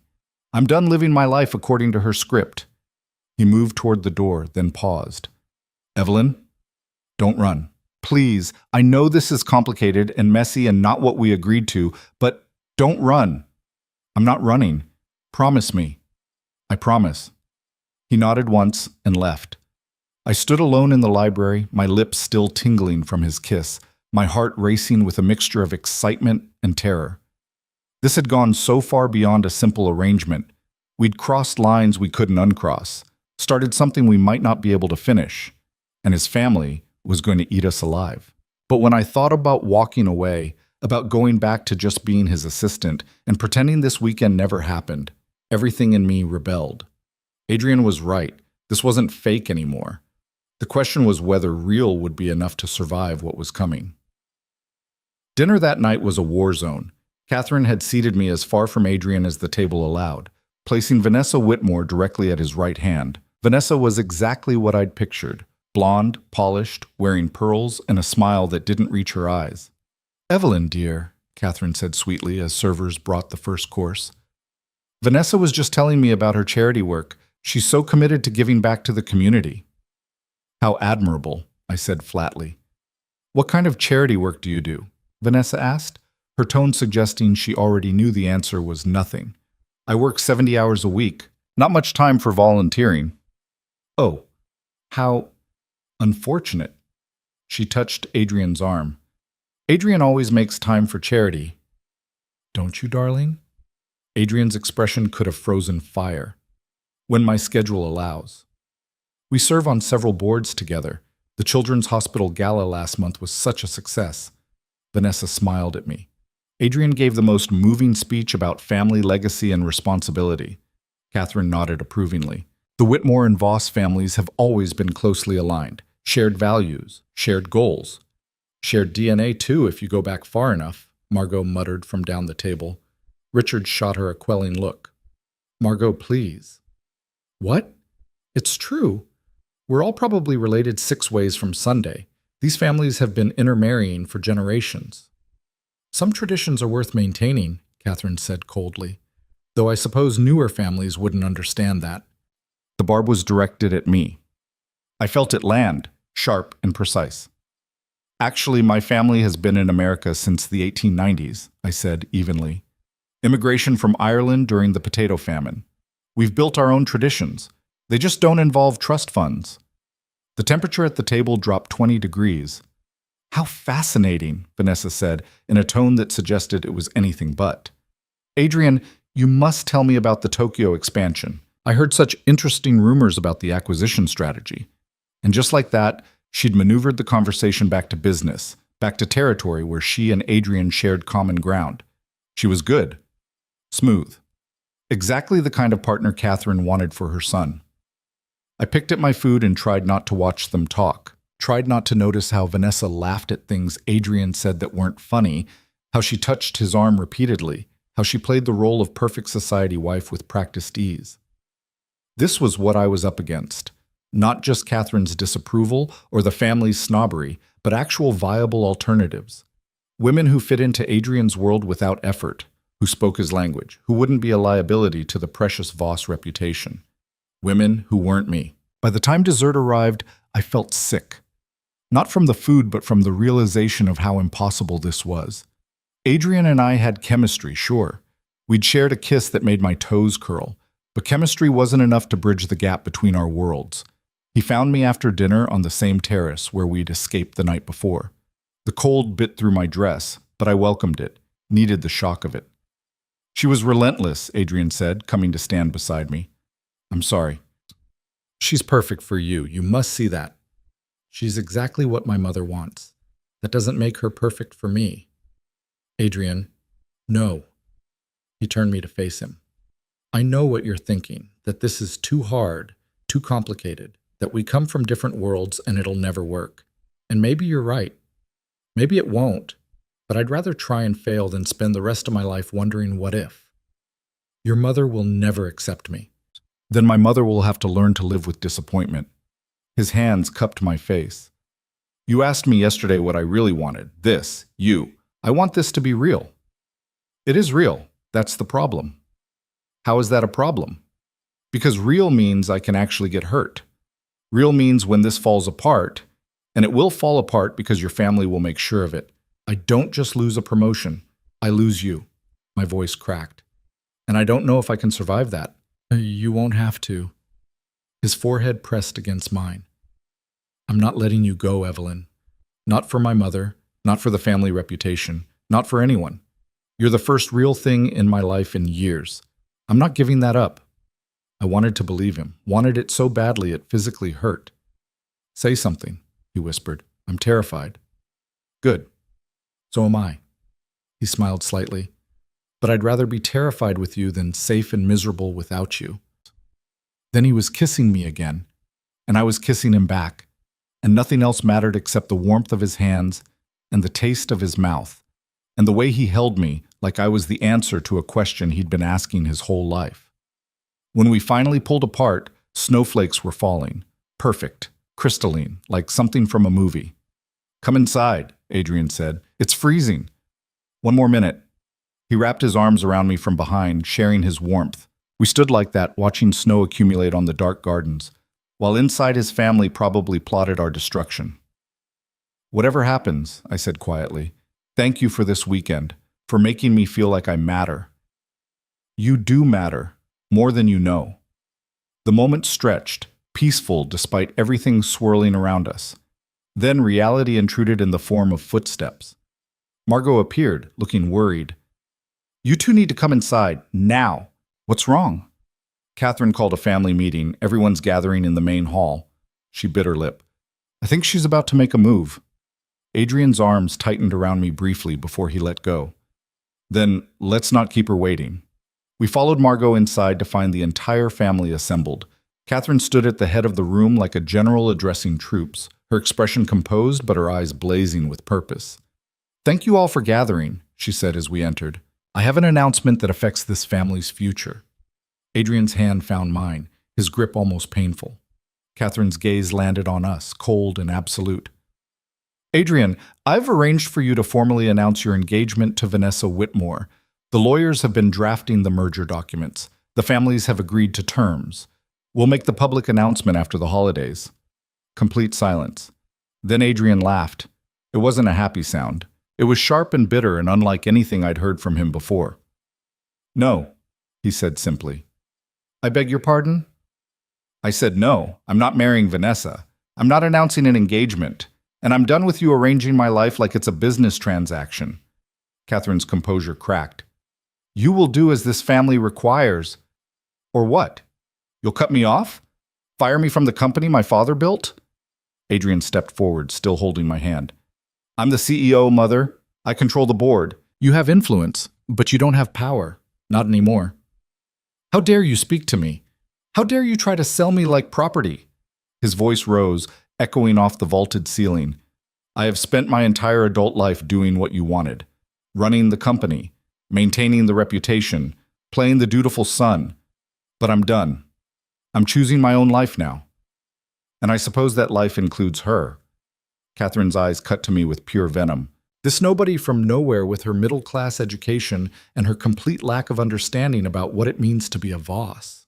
Yes, it includes her. My heart stopped. Adrian, you're being emotional. I'm being honest for the first time in years. He pulled me close to his side. Evelyn is the woman I want, not Vanessa, not whoever else you have lined up. Her. The room erupted. Richard started arguing about family reputation. Vanessa looked like she might cry or stab someone, possibly both. Other relatives jumped in with opinions and objections and scandalized commentary. Through it all, Catherine stood frozen, staring at her son like he'd become a stranger. If you do this, she said finally, her voice deadly quiet, you will regret it. This family will not accept her. Society will not accept her. You're throwing away everything your father built for what? A passing fancy? A momentary rebellion? For something real, Mother, something that actually matters. Catherine's smile was terrible. Then I suppose you've made your choice. I hope she's worth destroying your life over. She turned and walked out, her exit perfectly timed for maximum dramatic impact. The room exploded into chaos again as people took sides, argued, demanded explanations. Adrian pulled me toward the door, away from the noise, back to the library where this had all started hours ago. I'm sorry, he said once we were alone again. I shouldn't have put you in that position. Stop. I pressed my fingers to his lips. You defended me, against your mother, your family, everyone. Nobody's ever done that before. They should have. You deserve to be defended. His hands cradled my face. I meant every word. You're who I want. Even if it costs you everything? It won't cost me everything. It might cost me them, but... He stopped, swallowed hard. I've been alone in that family my entire life. If choosing you means losing them, that's not actually much of a loss. I kissed him, poured every complicated emotion of the past 2 days into it. Gratitude and fear and hope and this terrifying, wonderful feeling that I was pretty sure was love but was too new to name. When we broke apart, he was smiling, real and warm and nothing like the controlled mask he usually wore. So what happens now? I asked. Now we survive the rest of the weekend. Then we go back to the city and figure out how to make this work. He brushed a strand of hair from my face. Together, no more fake, no more arrangement, just us. Just us sounds terrifying. Terrifying and worth it. I thought about the promotion, about the contract I'd signed, about how none of that mattered anymore compared to this. To him. Yeah, I agreed. It does. Outside the library, the chaos continued. Tomorrow would bring more fights, more judgment, more obstacles. But tonight, standing in Adrian's arms while his family imploded around us, I felt something I hadn't felt in years. Hope. We didn't go back to the chaos immediately. Adrian seemed to need a moment to process what he'd just done. Publicly defying his mother, essentially declaring war on his family's expectations, choosing me over every carefully laid plan they'd made for his life. He paced the library, his controlled facade finally cracking. I watched him move back and forth across the Persian rug, working through whatever internal calculation he was running. Say something, I finally said. He stopped, turned. I don't regret it. You sure? Because you look like you might throw up. I feel like I might throw up. That doesn't mean I regret it. He loosened his tie with sharp, frustrated movements. I just declared war on my entire family for a woman I've been fake dating for 48 hours. My mother probably has lawyers on speed dial. Richard is definitely planning a board coup. And Vanessa? He laughed, the sound edged with hysteria. Vanessa looked like she wanted to murder us both. To be fair, we did humiliate her in front of everyone. She was part of my mother's scheme. She knew exactly what she was walking into. Adrian moved to the window, staring out at the dark gardens. I should feel worse about that than I do. I joined him at the window. Our reflections looked back at us, ghostly in the glass. Me rumpled and underdressed, him still somehow managing to look put together despite the clear turmoil. What happens tomorrow? I asked. Tomorrow, Catherine will attempt damage control. She'll try to convince me this was temporary insanity. Richard will present whatever financial or legal threats he thinks will work. Various family members will call to express their disappointment. He said it all matter-of-factly, like reading a weather report. Standard Voss family crisis protocol. And you'll... what? Stand firm? I'll tell them all to go to hell. He looked at me then, his eyes intense. Unless you're having second thoughts. Are you asking if I want out? I'm asking if you're prepared for what comes next. Because it won't be pretty. My family fights dirty. They'll dig into your background, look for leverage, try to find ways to discredit you or scare you off. His jaw tightened. I can protect you from some of it, not all. I thought about my quiet life before this weekend, my small apartment, my demanding but predictable job, my careful routine, safe, boring, lonely in ways I hadn't let myself acknowledge. Then I thought about the past 2 days, the terror and excitement of navigating his family's judgment, the way Adrian looked at me like I was worth fighting for, the feeling of being seen, really seen, for the first time in years. I'm not scared of your family, I said. You should be. Maybe. But I'm more scared of walking away and spending the rest of my life wondering what if. I took his hand. You're not the only one who wants something real, Adrian. He pulled me close, his arms wrapping around me with desperate intensity. This is insane, completely. We barely know each other outside of work. We'll figure it out. My mother will make your life hell. She already has been. I survived dinner. I pulled back to look at him. Adrian, stop trying to talk me out of this. I'm not trying to... He stopped, closed his eyes. I'm terrified. Of screwing this up, of hurting you, of proving my mother right about me being incapable of maintaining appropriate relationships. You're not incapable. You're just selective. I touched his face, made him look at me.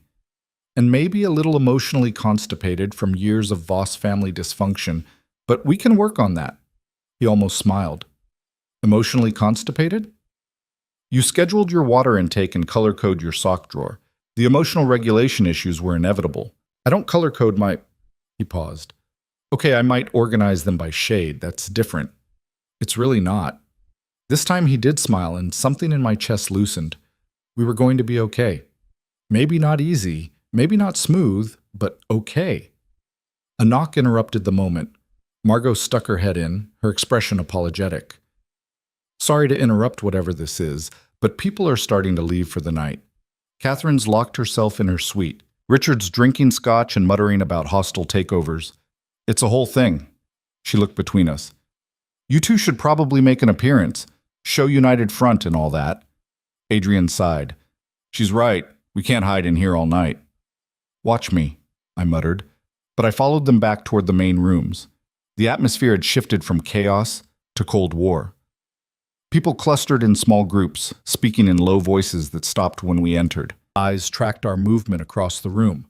I felt like an exhibit at a museum, something foreign and vaguely disturbing. Vanessa stood near the fireplace with a group of older women, probably commiserating about the tragedy of Adrian's poor judgment. She looked up as we passed, her expression carefully neutral. Adrian, she said coolly, might I have a word? Vanessa, alone. Adrian's hand tightened on mine. Anything you need to say can be said in front of Evelyn. Fine. Vanessa's smile was sharp. You're making a mistake. You know that, right? This rebellion, this dramatic stand, it's not about her. It's about your mother. And when you finally work through whatever unresolved issues are driving this, that poor girl is going to be collateral damage.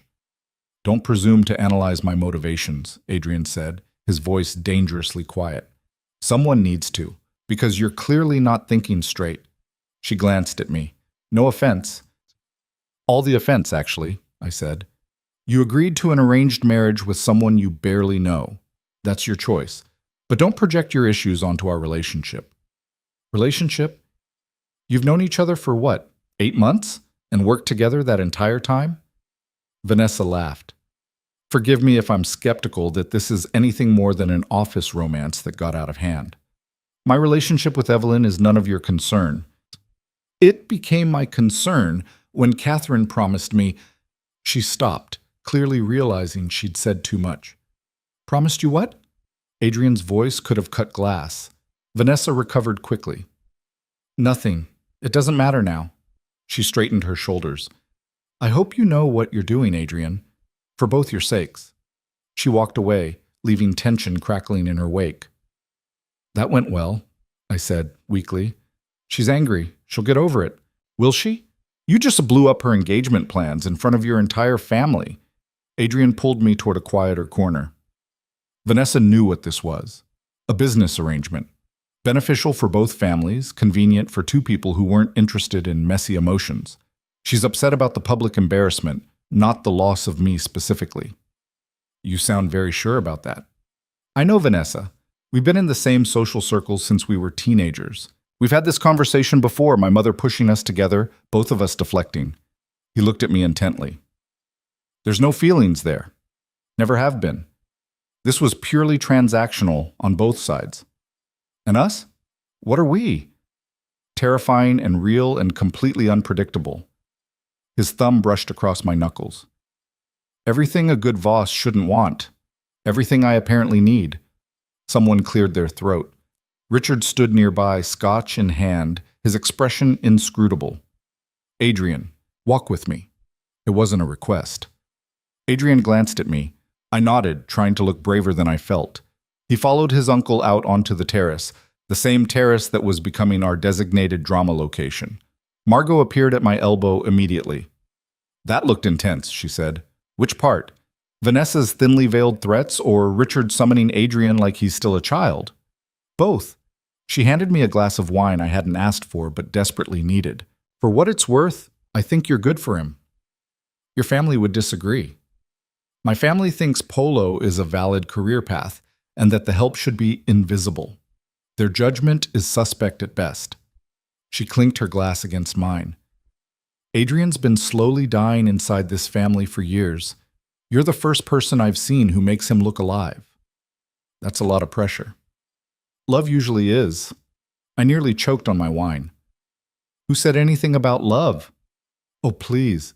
The man just committed social suicide for you. If that's not love, it's a pretty convincing imitation. She grinned at my expression. Don't panic. It's a good thing. Terrifying, but good. Through the window, I could see Adrian and Richard in what looked like a heated discussion. Richard was gesturing emphatically. Adrian stood perfectly still, that dangerous calm that meant he was furious. What do you think Richard's saying to him? I asked. Probably threatening to tank the company's stock or leak something to the media or call in favors to make Adrian's life difficult. Margot sipped her wine. Richard's been waiting for an opening to challenge Adrian's control for years. This is gift-wrapped opportunity. Can he actually do anything? Adrian said he controls the board. Adrian controls the majority voting shares, yes. But Richard manages relationships with key investors, sits on multiple boards himself, has connections in financial media. He can make things very uncomfortable even if he can't stage an outright coup. She watched them through the glass. The question is whether Adrian's willing to burn those bridges. He already burned them at dinner. That was Catherine. Richard's different, more calculating. He won't make a scene, but he'll absolutely destroy you quietly if he thinks you're a liability. Perfect. Just what I needed to hear. The conversation outside ended abruptly. Richard walked away without looking back. Adrian stood alone for a moment, his posture rigid, before coming back inside. One look at his face told me it had gone exactly as badly as expected. What did he say? I asked when he reached us. That I'm throwing away my father's legacy over a woman I barely know. That the board will lose confidence in my leadership. That I'm being selfish and short-sighted and emotional. Adrian's voice was flat, controlled, but I could see the tension in his jaw. Standard Richard manipulation tactics. And you said? That my personal life isn't subject to board approval. That his opinion on my relationships is irrelevant, and that if he attempts to undermine my position as CEO, I'll remove him from every committee he currently chairs. Margot whistled softly. Nuclear option. Nice. He pushed. I pushed back harder.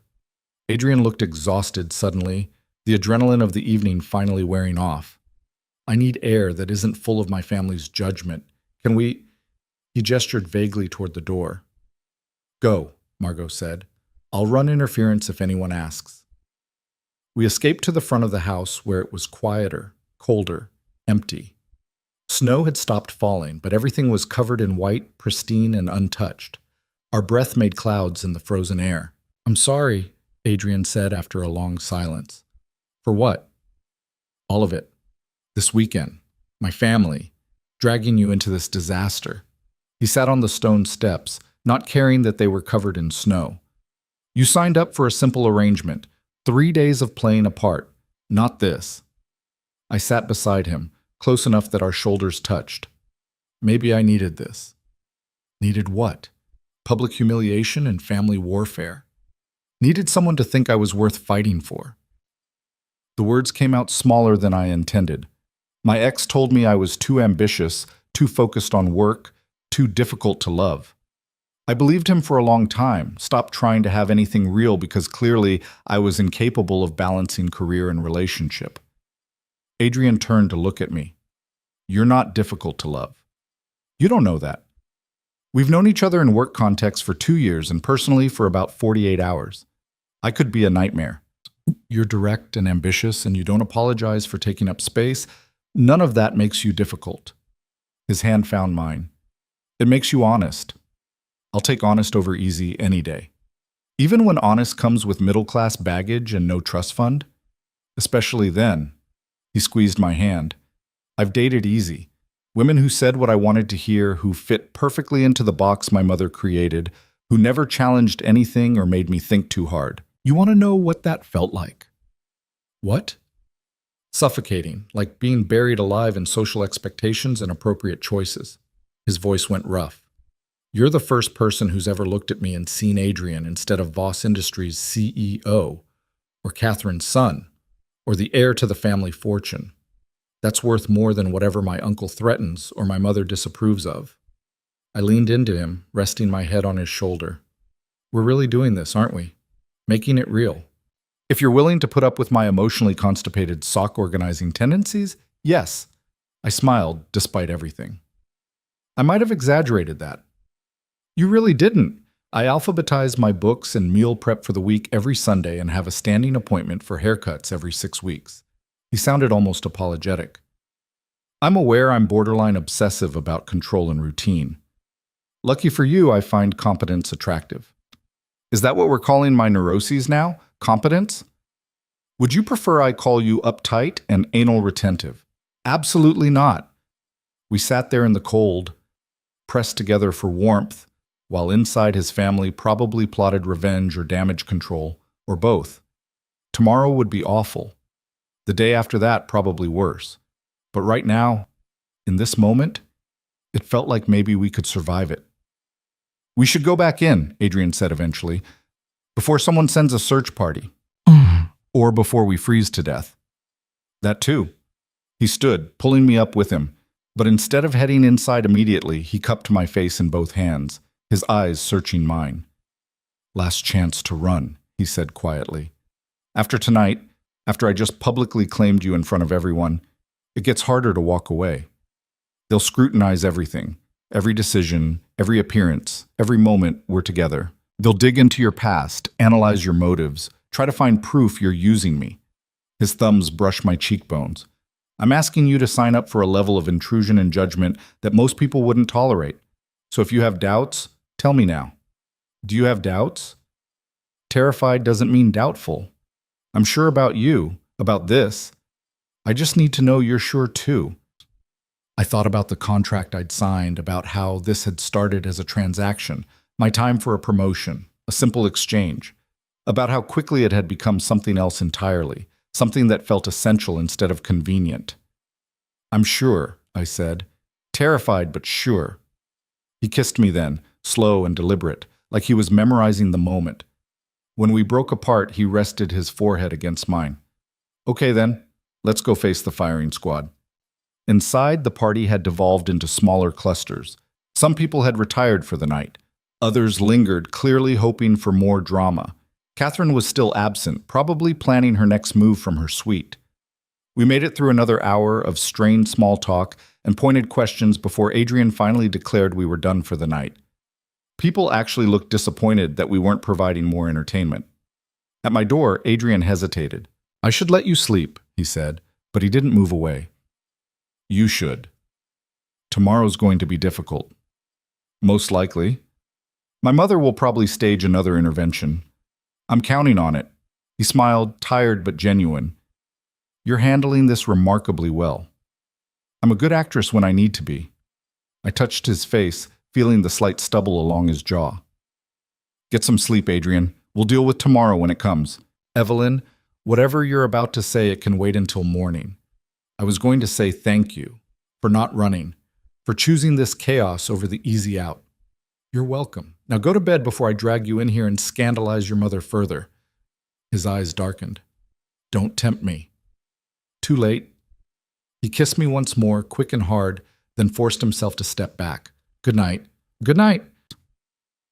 I watched him cross the hall to his room, waited until his door closed, then went inside and collapsed on my borrowed bed.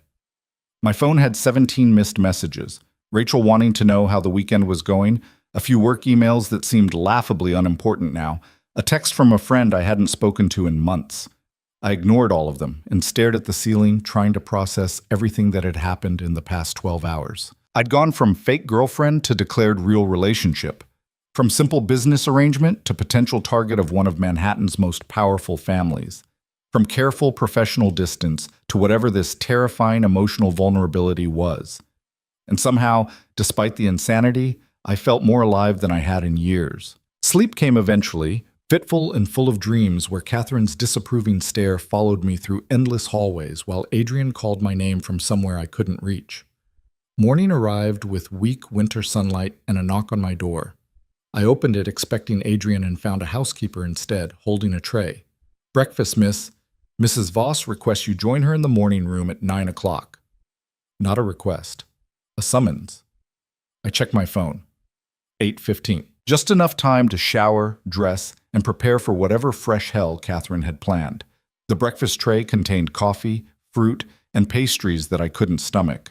I forced down some coffee and tried to quiet the anxiety churning in my gut. At 8:45, another knock.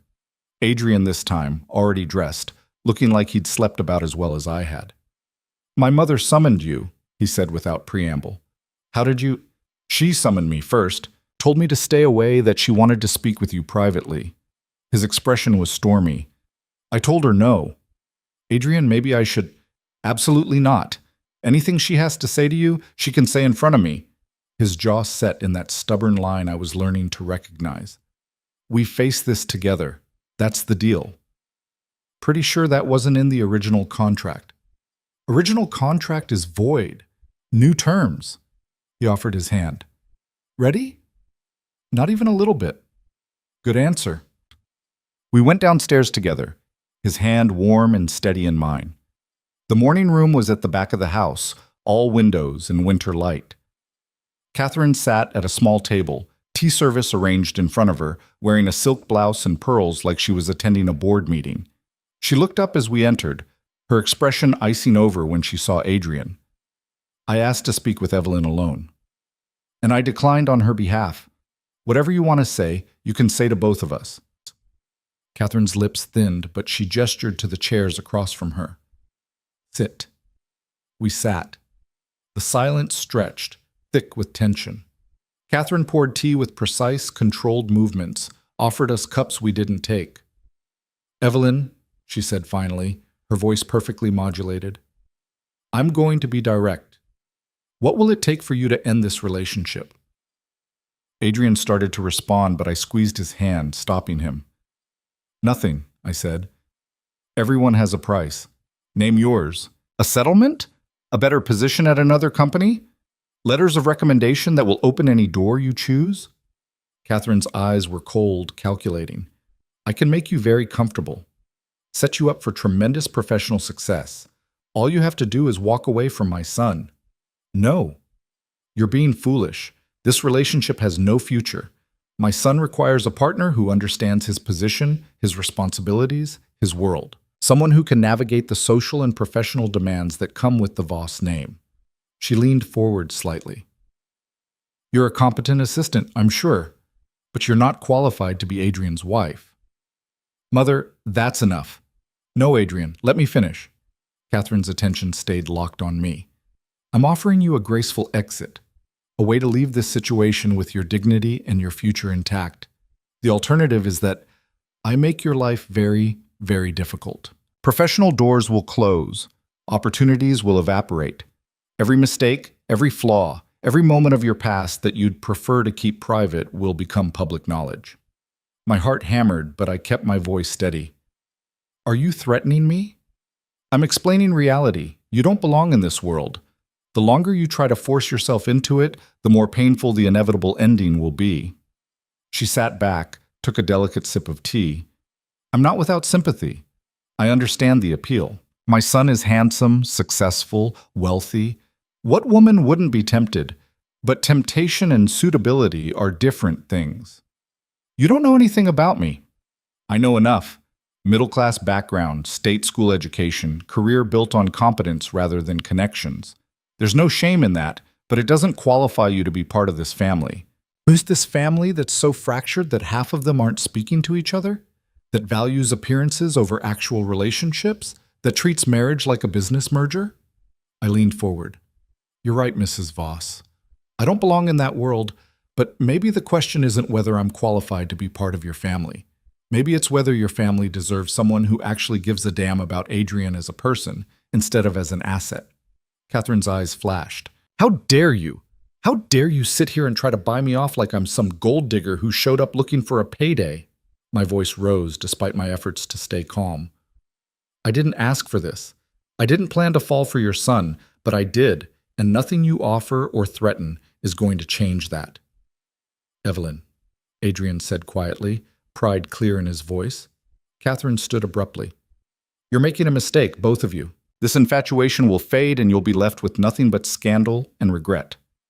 That's our risk to take, Adrian said, standing as well. Not yours. Not the family's. Ours. Fine. Catherine's composure cracked just slightly, showing the fury beneath. But don't expect my support. Don't expect family resources or connections or any of the advantages that come with this name. If you insist on this path, you walk it alone. We're used to being alone in this family, Mother. You made sure of that years ago. The hit landed. Catherine flinched, genuine pain crossing her face before the mask slammed back into place. Get out, she said quietly. Gladly. Adrian pulled me toward the door. Adrian, wait. Catherine's voice stopped us. When we turned, she looked smaller somehow, older. Your father would be so disappointed. My father would be disappointed that you turned this family into a battlefield where love is weakness and control is the only currency that matters. Adrian's voice was steady but sad. I'm done playing that game. I hope someday you understand why. We left her there, surrounded by her tea service and her righteous certainty, alone in a room full of winter light. In the hallway, Adrian pulled me into his arms, holding tight. I'm sorry, he said into my hair. Stop apologizing for your family. I'm not. I'm apologizing for putting you through that. For her cruelty. She's scared. That makes people cruel. He pulled back to look at me. You're defending her? No, just understanding her. I touched his face. She's losing control of you. That's terrifying for someone who's built their whole identity on managing the family image. That doesn't excuse... It doesn't. But it explains. I took his hand. Come on. Let's find Margot and steal some decent coffee. We've earned it. We found Margot in the kitchen. Actual kitchen, not the formal breakfast room, eating cereal straight from the box while the staff pretended not to notice. How'd the maternal summons go? She asked through a mouthful of cornflakes. About as well as expected. She tried to buy me off. Classic Catherine. Margot offered me the box. You tell her to shove it? More or less? Good. She looked at Adrian. Richard's telling people you're having a breakdown. Mental health crisis brought on by work stress. Says you'll come to your senses in a few days. Adrian's laugh was bitter. Of course he is. Can't admit I might actually be making a rational choice. To be fair, choosing love over family fortune does look kind of crazy from the outside. Margot grinned. I'm here for it, though. This family needs more crazy. We spent the next hour in the kitchen, the three of us, while the rest of the house slowly woke. It felt normal, almost peaceful. Margot told embarrassing stories about Adrian's childhood, the time he organized a protest against the nanny, the year he tried to unionize the household staff at age 12, his brief rebellious phase at 16 involving a motorcycle and a girl Catherine had hated. You had a rebellious phase? I asked Adrian. Briefly. It ended badly. But Catherine sent him to military school for a semester. He came back perfectly controlled again. Margot's smile faded. That was right after your dad died, wasn't it? Adrian's expression shuddered. Yes. I'm sorry, I said. I can't imagine. It was a long time ago.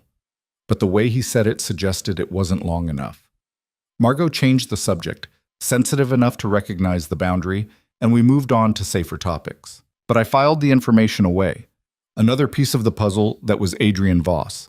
By noon, word came that Catherine wanted the family assembled for a formal lunch. Command performance, attendance mandatory. Do we have to? I asked. Unfortunately. Adrian looked resigned. If we don't show, she'll use it as evidence that we're causing family division. Better to face it head on. United front. United front. Lunch was a masterclass in passive aggression. Catherine seated us at opposite ends of the table. Richard made pointed comments about stability and judgment. Various relatives offered unsolicited advice about the importance of family loyalty. Vanessa was mercifully absent, apparently having left early that morning. Through it all, Adrian remained calm, answered questions tersely, refused to engage with the bait, and kept his eyes on me across the vast expanse of linen and crystal. Every time someone said something particularly cutting, he'd catch my gaze and I'd see the apology there, the promise that this wouldn't last forever. We survived it, barely. After lunch, people began preparing to leave. The weekend was effectively over, the performative family unity shattered beyond repair. Goodbyes were stiff and awkward, people picking sides or trying desperately to stay neutral. Margot pulled me aside as we were packing. Hey, you're going to be okay. Both of you. You sound sure about that. I am. Adrian's tougher than people think. And you, she grinned, you're tougher than he thinks, which is saying something since he clearly thinks you're some kind of warrior goddess already. He does not. He absolutely does. I heard him tell Richard you were the strongest person he knows. Made Richard's head nearly explode. She hugged me quickly. Take care of my cousin. He needs someone in his corner who isn't being paid to be there. What about you? I'm family, different category. She stepped back. But seriously, don't let this family destroy what you two have. They're experts at ruining good things. The drive back to the city was quiet. Adrian drove, his hands steady on the wheel, while I watched the winter landscape roll past. We didn't talk much, didn't need to. Everything that mattered had been said already. As Manhattan's skyline came into view, reality started settling in. Monday was coming. Work. Real life. All the complications we'd been avoiding by staying in the Voss family bubble. What happens now? I asked as we hit traffic. Now we figure out how to date like normal people while working together and dealing with whatever fallout comes from this weekend. Adrian glanced at me. That promotion is still yours, regardless of us. I want to be clear about that. Adrian, I mean it. You earned it before any of this started. Don't let anyone suggest otherwise. Your family is going to say I'm sleeping my way to the top. My family can think whatever they want. I know the truth. So do you. That's what matters. We pulled up in front of my building. Adrian parked, clearly not ready to let me go yet. Stay with me tonight, he said. My place. No family, no pressure, just us. Is that a good idea? Probably not. But I'm not ready to be apart yet. I wasn't either. So I nodded, and he smiled, and we drove to his apartment in the Upper West Side. His place was exactly what I'd expected. Modern, minimalist, everything in its precise place. The sock drawer was probably color-coded after all. Welcome to my carefully controlled environment, he said, sounding almost embarrassed. It's nice. Very you. That's diplomatic. I mean it. It's honest. Not trying to impress anyone or be something it's not. I touched his arm. I like honest. He pulled me close, kissing me with the pent-up tension of the entire weekend. We'd been performing for so long, maintaining appropriate distance, censoring every touch. Now, finally alone, the restraint broke. We ended up on his couch, tangled together, kissing like teenagers who'd discovered something new and couldn't get enough. His hands in my hair, mine under his shirt, both of us breathing hard and not caring about tomorrow or consequences or anything except this. When we finally came up for air, I was half in his lap, his shirt was untucked, and we were both flushed and rumpled. That was, he started. Yeah. Should we? Probably not. But I want to. He rested his forehead against mine. Boundaries. We should establish some. Make sure we're not rushing because of the intensity of the weekend. You're very rational for someone who just had his tongue in my mouth. Force of habit. I'm trying to be responsible. What if I don't want you to be responsible? His eyes darkened. Evelyn, I know. We should slow down, take this seriously, not complicate things further. I kissed him softly. But I've spent 2 years being professional and careful and appropriate. I don't want to be careful with you. Not anymore. What do you want? This, you, all the messy, complicated reality of it. He kissed me again, slower this time, deliberate. When we broke apart, he was smiling. Okay then, messy and complicated it is. We ordered takeout, talked for hours about everything and nothing, fell asleep on his couch watching old movies neither of us paid attention to. It was normal, simple, nothing like the weekend we'd just survived. And somehow, that made it perfect. I woke up disoriented, tangled in expensive sheets that definitely weren't mine. Adrian's arm was draped across my waist, his breathing deep and even against my shoulder. Sunlight filtered through floor-to-ceiling windows, casting geometric patterns across hardwood floors. Monday morning. Reality. My phone buzzed on the nightstand. 7:12 a.m. Work started in less than 2 hours. I had nothing to wear except yesterday's clothes, no makeup, no plan for how to navigate walking into Voss Industries with my boss after spending the weekend pretending to be his girlfriend and then making it decidedly not pretend. Adrian stirred beside me, his arm tightening reflexively before his eyes opened. Morning, he said, voice rough with sleep. Morning, we have a problem. Several, probably. Which one specifically? I need to go home, shower, change, get to the office. Maintain some semblance of professionalism. I sat up, already running through logistics. People are going to talk. They always talk, but now they'll have actual ammunition instead of speculation. Adrian ran a hand through his hair, making it stand up in ways that shouldn't be attractive, but absolutely were. We knew this was coming. Knowing it and living it are different things. He checked his own phone, scrolled through what looked like 50 emails, and sighed. Richard's already started. Sent a memo to the board requesting an emergency meeting to discuss my recent erratic behavior and questionable judgment. He works fast. He's been planning this for years. I just gave him the opening. Adrian tossed his phone aside. I'll handle Richard. You handle getting to work. We'll deal with the gossip as it comes. That's your strategy? Deal with it as it comes? Do you have a better one? I didn't, so I kissed him quickly, borrowed a toothbrush, and called a car to take me home. The ride to Queens felt longer than usual, my brain spinning through worst-case scenarios. By the time I reached my apartment, I'd imagined everything from being fired to being featured in a tabloid expose about gold-digging assistants. The reality was somehow worse. I walked into the office at 8:47 a.m. to complete silence. Conversations stopped mid-sentence. People stared, then looked away too quickly. Someone's coffee cup paused halfway to their mouth. Jessica from accounting actually gasped. I made it to my desk, my old desk, since the promotion hadn't officially started yet, and tried to act normal. Logged into my computer, checked emails, pretended I couldn't feel every eye in the department tracking my movements. Oh my stars, tell me everything. Sarah from HR appeared at my cubicle, her voice barely a whisper, but her eyes bright with curiosity. You and Mr. Voss? How long has this been happening? I don't know what you... Please. Half the executive floor saw you two leave together Friday, then you both called out sick today. She stopped, seeing my expression. Wait, you didn't call out sick? No, I'm here, working. But Mr. Voss sent a company-wide email this morning saying he'd be working remotely due to personal matters. Sarah's eyes went wide. Oh no. Did something happen? Did you two break up already? We're not. There's nothing to break up from. I stopped, realizing how ridiculous that sounded given that I'd spent last night in his bed. It's complicated. It's all over the office. People are saying you've been secretly dating for months, that his family found out and there was this huge confrontation, that you're getting promoted because of the relationship. She leaned closer. Please tell me that last part isn't true. My stomach sank. The promotion has nothing to do with I earned that position. I know you did. Everyone knows you did. But you know how people talk. Sarah's expression turned sympathetic. This is going to be rough for a while. Just be prepared. She left, and I sat staring at my computer screen without seeing it. This was exactly what I'd feared.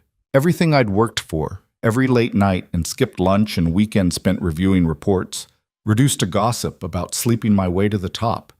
My phone buzzed. Adrian. How bad is it? He asked without preamble. People are staring, whispering. Someone asked if we broke up because you're working from home. I'm not working from home. I'm in my office right now. I looked up. Through the glass walls of the executive offices, I could see him at his desk, phone to his ear, looking directly at me. You sent a company-wide email. I sent an email saying I'd be handling personal matters today. I didn't say where. People assumed. He stood, moving toward his door. Come up here. We need to talk. Adrian, I don't think... Please. The please did it. I grabbed my tablet and headed for the elevator, feeling everyone's eyes follow me. The ride up 3 floors felt like ascending to an execution. Adrian's assistant, an efficient woman named Patricia, who'd worked for him longer than I had, gave me a knowing look as I approached. He's expecting you, she said, her tone carefully neutral. I knocked once and entered. Adrian stood at his window, hands in his pockets, the picture of composed control. Nothing like the man who'd kissed me breathless on his couch 12 hours ago. Close the door, he said. I did. The click felt ominous. I made a mistake, he said without turning around. My heart stopped. What? I should have handled this differently. Made an official announcement, controlled the narrative, prepared the company for the transition. He finally looked at me. Instead, I let my personal feelings override professional judgment, and now you're paying the price. Adrian, people are questioning your promotion, your competence, your integrity. His voice was tight with barely controlled anger. That's unacceptable.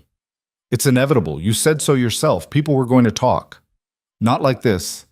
Not undermining everything you've accomplished. He moved to his desk, pulled up something on his computer. I'm drafting a company-wide memo, clarifying that your promotion was decided and finalized before this weekend, that it's based entirely on merit and performance metrics, that our personal relationship develops separately and has no bearing on professional decisions. That'll just make it worse. It'll look like you're defending me because we're together. I'm defending you because you deserve to be defended, because you're the best strategic operations manager I've ever worked with, and I'm not letting office gossip destroy your career. Our relationship is destroying my career. The words hung between us, sharp and ugly. Adrian's expression went very still. Are you saying you want to end this? I'm saying maybe we need to slow down. Put some distance between personal and professional until things settle. Define distance. I don't know. Not walking into the office together. Not having meetings alone with the door closed. Not... I gestured helplessly. Whatever this is right now. This is me trying to protect you. By making it more obvious that we're together, by sending memos that basically announce to the entire company that you're sleeping with your subordinate, you're not my subordinate. You're being promoted to VP level. That's peer status. Adrian, I still report to you. The optics are terrible, and you know it. I pressed my fingers to my temples, fighting off a headache. Maybe your mother was right. Maybe I don't belong in your world. Don't. His voice went hard. Don't let her win by giving up. I'm not giving up. I'm being realistic about what this costs. I met his eyes. I worked too hard to let people dismiss me as the boss's girlfriend who got promoted because she's good in bed. No one thinks that. Everyone thinks that. You're just too insulated to hear it. I moved toward the door. I need to work, actually work. Prove that I deserve this position regardless of us. Evelyn, I'll see you at the board meeting Thursday. We can be professional there. I left before he could respond, before I could see whether my words had hurt him, before I could take them back. The rest of Monday was a special kind of torture. I buried myself in reports and strategic planning documents, trying to lose myself in work the way I always had. But every time someone walked past my desk, every hushed conversation that stopped when I approached, every sideways glance reminded me that I was now the office scandal. By Tuesday, it had gotten worse.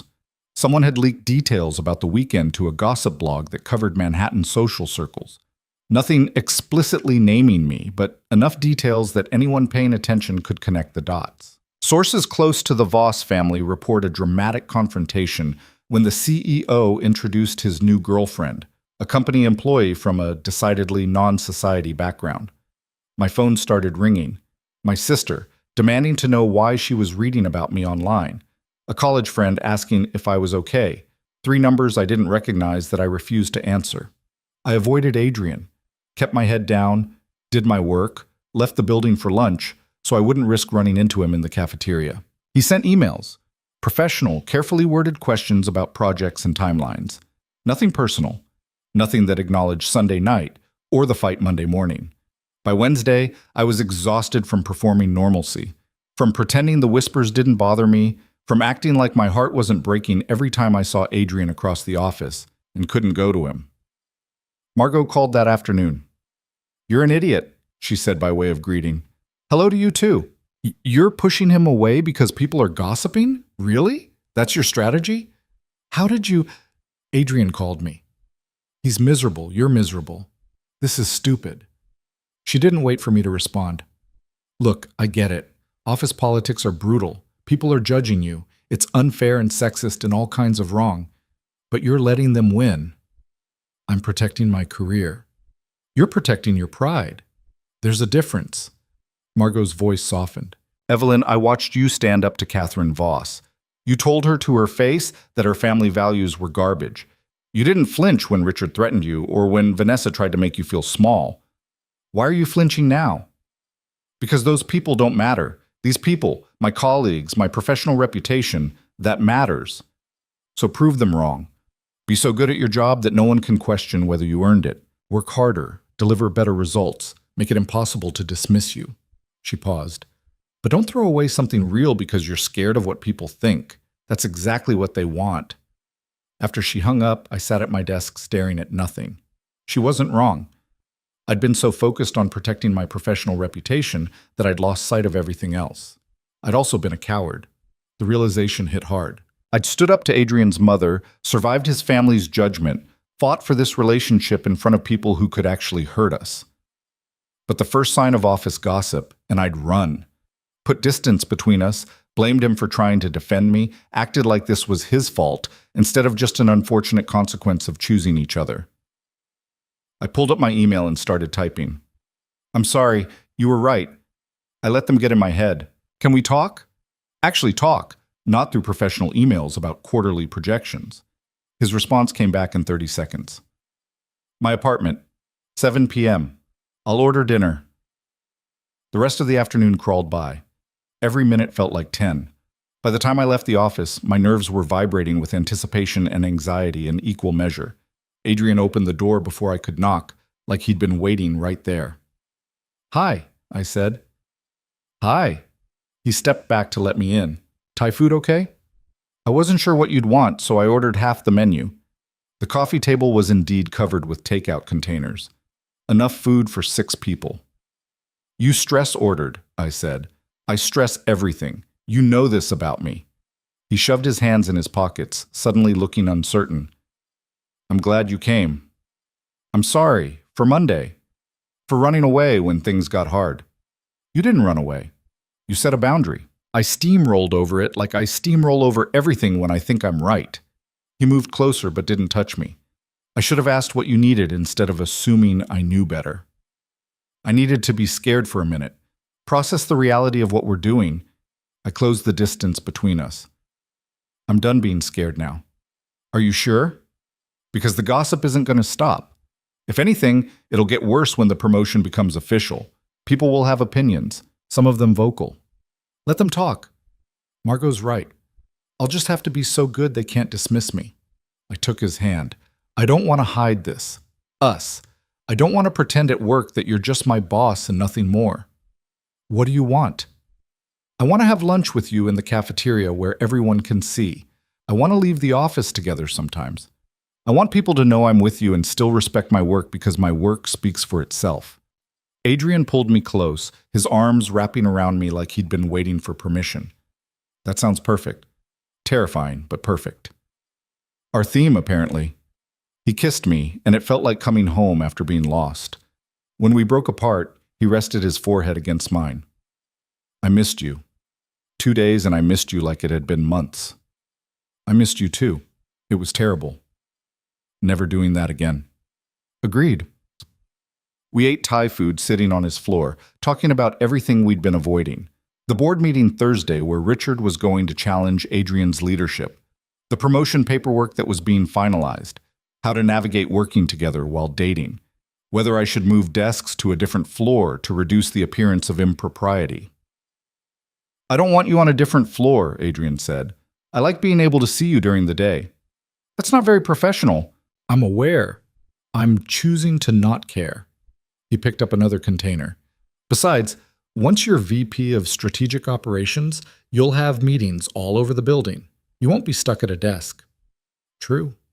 I'll be stuck in conference rooms instead. Living the dream.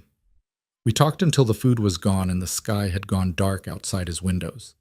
Eventually, we migrated to the couch, then to his bed, then to nowhere close to sleep despite the late hour. Tell me something, I said, lying in the darkness with his arm around me. About your dad. What was he like? Adrian went still. Why? Because you never talk about him, and I want to know. Silence stretched long enough that I thought he wouldn't answer. Then quietly, he was brilliant, charismatic. Everyone loved him. Clients, employees, family. He could walk into a room and immediately become the center of it. You take after him. I don't. I'm nothing like him. Adrian's voice was flat. He was warm where I'm cold, natural where I'm forced. He made everything look easy. What happened to him? Heart attack, completely unexpected. He went to work one day and collapsed in a board meeting, dead before the ambulance arrived. Adrian's arm tightened around me.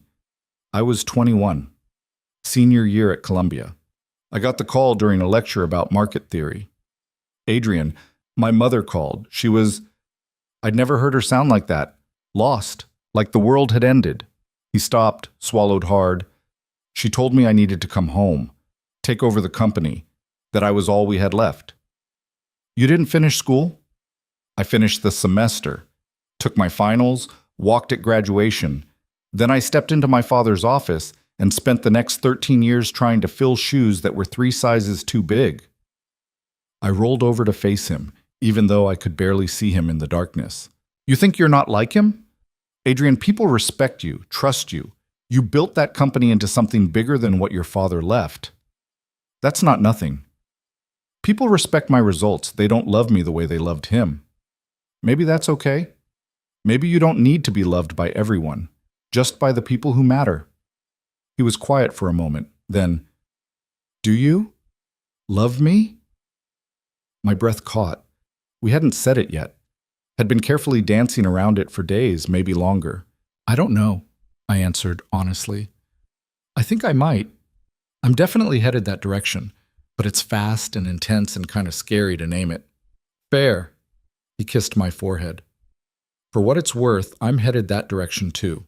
Have been since you told my mother her family values were garbage. That's what did it? Not the fake dating or the weekend from hell? That's when I knew you were different. That you weren't going to let anyone, including me, make you smaller to fit their expectations. His hand found mine in the darkness. I spent my whole life shrinking to fit the Voss family mold. You refuse to shrink for anyone. That's terrifying and inspiring in equal measure. I shrink sometimes. I did it Monday. You had a moment of self-protection. That's different. He pulled me closer. You came back. That's what matters. We fell asleep like that, tangled together, having said everything and nothing about what we were becoming. Thursday arrived with the weight of the board meeting hanging over everything. I dressed carefully. Power suit, heels that added 3 inches, makeup that said professional and competent, and absolutely not sleeping with the CEO, even though everyone knew I was. The boardroom was on the 23rd floor, all glass and leather and the subtle power dynamics of assigned seating. I took a chair along the wall with the other VPs and senior management, trying to be invisible. Richard sat at the head of the table opposite Adrian, looking smug and ready for battle. Several board members looked uncomfortable, clearly not enjoying being in the middle of family drama. "Let's begin," Adrian said, his voice cool and controlled. Richard requested this meeting to discuss concerns about company leadership. "Richard, you have the floor." "Thank you, Adrian." Richard stood, pulling up a presentation on the screens around the room. "I'll be direct. Over the past week, your personal decisions have raised serious questions about your judgment and ability to lead this company objectively." Here we go. "You publicly confronted your mother, alienated key family members who hold significant shares, and entered into a relationship with a subordinate employee, all while facing critical negotiations with our Tokyo partners and a potential merger that requires board confidence." Richard clicked to the next slide showing stock prices. "Our share price has dropped 2 points since news of your behavior reached investors." "News of my private life reached investors because someone leaked it," Adrian said coldly. "Any idea who?" "That's irrelevant. It's completely relevant when you're using gossip as evidence of poor leadership." Richard's jaw tightened. "The point is that your actions have consequences. Consequences that affect everyone in this company, not just you." He looked around the table. "I'm proposing a vote of no confidence. If the board agrees that Adrian's recent behavior demonstrates compromised judgment, we should consider interim leadership while he addresses personal matters." The room erupted. Several board members started talking at once. Someone demanded clarification on what interim leadership meant. Another asked if this was really about Adrian's relationship or about Richard wanting power. Adrian sat perfectly still through the chaos, his expression unreadable. Finally, he stood, and the room fell silent. "Richard's right about one thing," Adrian said. "My personal decisions have been unorthodox. I did confront my family. I did make choices that prioritize my happiness over maintaining comfortable appearances. And yes, I'm in a relationship with someone who works at this company." My heart hammered. What was he doing? But let's be clear about what's actually happening here. Richard has been waiting for an opportunity to challenge my leadership since my father died. He's tried undermining my decisions, questioning my strategies, and lobbying board members behind my back for 13 years. This isn't about my judgment. It's about a power grab disguised as concern for the company. Richard's face went red. "That's absurd, is it?" Show of hands. How many people in this room have received calls from Richard in the past week suggesting I'm having a breakdown? Adrian's eyes swept the table. "Don't be shy. He's thorough." 3 hands went up reluctantly, then 2 more. "Interesting. Now let's talk about actual performance metrics." Adrian pulled up his own presentation. Revenue growth over the past 5 years, up 43%. Employee retention, up 18%. Market share in our core sectors, up 22%. Client satisfaction ratings, highest in company history. He clicked through slides showing concrete data, undeniable results. These numbers represent decisions I made, strategies I implemented, risks I took that Richard opposed, including the Tokyo expansion he claimed would bankrupt us and has instead become our most profitable division. Adrian looked directly at his uncle. "My personal life is exactly that. Personal. My professional performance speaks for itself. If the board wants to vote on my leadership, vote on results, not gossip." The silence that followed was absolute. Then Margaret Chen, the lead independent director, spoke. "Adrian's right. We're here to oversee company performance, not personal relationships. Unless there's evidence that his relationship with—" She glanced at me. "Miss Hart has compromised business decisions. This is out of scope. Yet, she's being promoted to VP level," Richard said quickly. "Convenient timing, wouldn't you say?" "The promotion was approved 3 weeks ago," Margaret said, checking her tablet. "Before the family gathering. I have the paperwork right here. It's based on a comprehensive performance review and competitive analysis of comparable positions. Everything's documented. Adrian caught my eye across the room. Something passed between us. Gratitude, solidarity, the silent acknowledgement that we were in this together. I moved to table Richard's no confidence proposal, Margaret said. All in favor? 8 hands went up. Richard sat down heavily, defeated.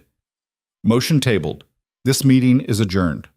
Margaret stood, gathering her materials. Adrian, my office next week.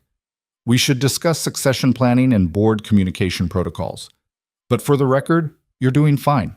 Don't let family drama distract you from running this company. People filed out quickly, probably eager to escape the tension. Richard left without looking at anyone, his assistant hurrying after him.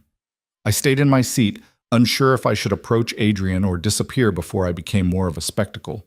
He made the decision for me, crossing the room to where I sat. You okay? He asked quietly. I should be asking you that. Your uncle just tried to stage a coup. Richard tries something like this every few years. I'm used to it. He offered his hand. Come on, let's get out of here. Adrian, everyone's watching. Let them watch. So I took his hand and we walked out together, past the stairs and whispers, into the elevator that would take us back to our separate floors and our complicated reality. Thank you, I said as the doors closed. For what?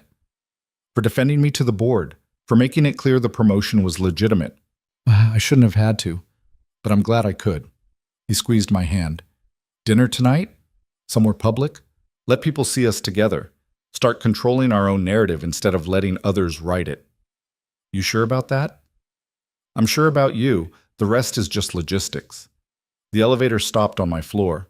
I stepped out, but turned back before the doors could close. Adrian, I think I might actually love you, just so you know. The doors started to close. I saw his smile just before they shut completely, brilliant and genuine and worth every bit of chaos we'd survived. My phone buzzed immediately. I definitely love you. See you at 7. I walked back to my desk feeling lighter than I had in days. People were still staring, still whispering, but it didn't matter anymore. Adrian and I had survived his family, a board challenge, and our own fears about crossing professional lines. Everything else was just noise. That evening, Adrian took me to a restaurant in Midtown where everyone from Voss Industries went to see and be seen. The kind of place with white tablecloths and sommeliers and prices that made my eyes water. Walking in together felt like stepping onto a stage.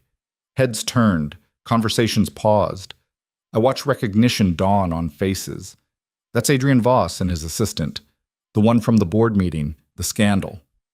Adrian's hand stayed steady on my back as the hostess led us to a corner table. Not hidden away, but not center stage either. A statement without being obnoxious about it. Everyone's staring, I murmured as we sat. Good, let them look. Let them see we're not hiding. He ordered wine without checking the price, then leaned back and studied me. You're nervous. I'm having dinner with my boss in front of half our company. Nervous doesn't begin to cover it. I'm not your boss anymore. Promotion's official as of this morning. You report to the COO now. I blinked. You didn't tell me that. I'm telling you now. Signed paperwork, new office on 21, everything. His smile was slight but satisfied. Couldn't have Richard claiming conflict of interest. So you actually restructured reporting lines to date me. I restructured reporting lines to eliminate legitimate concerns about professional ethics. Dating you is just a fortunate side effect. He reached across the table, took my hand. We're doing this right, Evelyn. By the book. No shortcuts, no appearances of impropriety. The wine arrived. Adrian went through the tasting ritual while I tried not to think about how much this bottle probably cost. When the server left, Adrian raised his glass. To new beginnings, and surviving the worst weekend of family dysfunction ever documented. I'll drink to that. The wine was incredible, smooth and complex and completely wasted on me, but I appreciated the gesture. We ordered food, things I couldn't pronounce that arrived as tiny works of art on oversized plates. Between courses, Adrian told me about the aftermath of the board meeting. Richard had submitted his resignation from 2 committees, which Adrian had graciously accepted. Several board members had called to express support. Margaret Chen had actually laughed when Adrian recounted Richard's face during the vote. You're enjoying this, I said. I'm enjoying watching my uncle finally face consequences for years of manipulation. He cut into something that might have been fish. Is that petty? Completely. I support it. He grinned, and I realized how rare that was. Real smiles from Adrian, unguarded moments where the controlled facade dropped. I was collecting them like precious things. What about your mother? I asked. Has she reached out? The smile faded. No. Radio silence since Sunday, which is actually more concerning than her calling to yell at me. Maybe she needs time to process. Maybe she's planning something worse than yelling. Adrian set down his fork. My mother doesn't accept defeat gracefully. She'll regroup, find a new angle, try again when she thinks I'm vulnerable. What can she actually do, though? You control the company, you're an adult. She can't force you to marry Vanessa or break up with me. No, but she can make life difficult in other ways. Social pressure, family obligations, emotional manipulation. She's an expert at all of it. He looked at me seriously. I need you to be prepared for that. She hasn't given up. She's just changed tactics. Bring it on. I've survived this much. You say that now. The rest of dinner was lighter. We talked about normal things, books we'd read, movies we wanted to see, the fact that Adrian had never been to Coney Island and I'd never been to the opera, making plans for a future that felt more real with every passing minute. As we were leaving, we ran into James Chen from legal and his wife. James did a double take, clearly not expecting to see us together outside work. Adrian, Evelyn, good to see you both. James, Rebecca. Adrian shook hands smoothly. Enjoying your evening? We are. You too as well, I see. James's wife was less subtle, her eyes bright with curiosity. I didn't realize you were… congratulations? Is that appropriate to say? It's fine, I said before Adrian could respond. Yes, we're together. Yes, it's recent. And yes, everyone at work is talking about it. Rebecca laughed. At least you're honest about it. That's refreshing. She touched my arm. Good for you. Life's too short to worry what people think. After they left, Adrian looked at me with something like admiration. That was well handled. I'm tired of being awkward about it. We're together. People can deal. I'm definitely in love with you. Good. The feeling's mutual. We walked back to his apartment through streets that were starting to empty as the night grew late. The city felt different somehow, less intimidating. Like maybe I could actually belong here, in this world of expensive restaurants and board meetings and complicated family dynamics. Adrian's phone rang as we reached his building. He checked the screen and frowned. It's Margot, at 11 p.m. That's never good news, he answered on speaker. What's wrong? Okay, don't panic, but Catherine's planning something. Margot sounded breathless. I was at dinner with my parents and overheard her on the phone. She's hired a private investigator to dig into Evelyn's background, looking for anything she can use as leverage or embarrassment. My stomach dropped. What kind of anything? Everything. Work history, relationships, finances, family. She's being thorough. Margot paused. I'm sorry. I tried to talk her out of it, but she wouldn't listen. Said if Adrian won't see reason, she'll make him see it. Adrian's expression went dark. Thank you for warning us. I'll handle this. How? She's determined, Adrian. You know how she gets. I know exactly how she gets, which is why I'm done playing nice. He hung up and immediately dialed another number. Margaret Chen, please. Yes, I know what time it is. Tell her it's urgent. While he talked to the board chair in low, clipped tones, I stood at his window watching the city lights. A private investigator. Catherine was actually hiring someone to find dirt on me. The problem was, there wasn't much dirt to find. My life had been aggressively boring before Adrian. Work, bills, the occasional date that went nowhere. My biggest scandal was probably the engagement that ended badly, and even that was mundane. Cheating boyfriend, tough breakup, moved on with my life. Unless they dug deeper. Unless they found things I'd deliberately left buried. Adrian finished his call and came to stand beside me. Margaret's calling an emergency board session for tomorrow afternoon. We're going to address this directly before my mother can weaponize whatever she finds. There's nothing to weaponize. My life is an open book. Is it? I turned to look at him. What does that mean? It means everyone has something they'd prefer to keep private, and my mother is very good at finding those things and twisting them into weapons. His hand found mine. Whatever she finds, whatever she tries to use, I need you to tell me first. No surprises. My throat tightened. There's nothing major. I promise. Evelyn, I mean it. Boring childhood, normal family, no criminal record or secret scandals. The worst thing she'll find is that I had a GPA of 3.4 instead of 4. 0, and my credit score dropped when my ex and I broke up because we'd had joint accounts. I pulled my hand away. Why are you looking at me like you don't believe me? I'm not. I just want to make sure we're prepared for whatever she throws at us. So you think I'm hiding something? I think everyone has things they don't talk about, things that seem small until someone uses them against you. His voice was carefully neutral. I'm not accusing you of anything. I'm trying to protect you.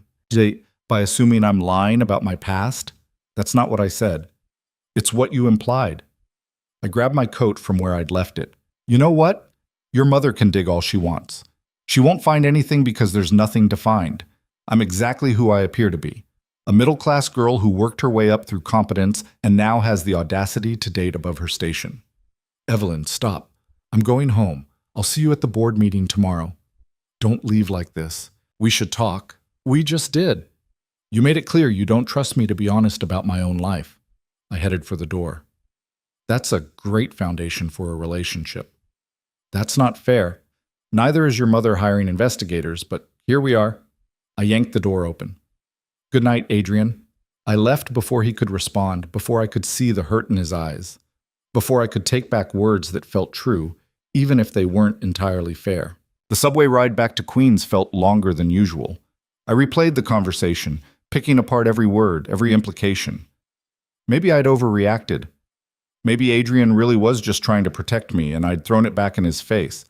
Or maybe I was tired of being treated like I needed protection.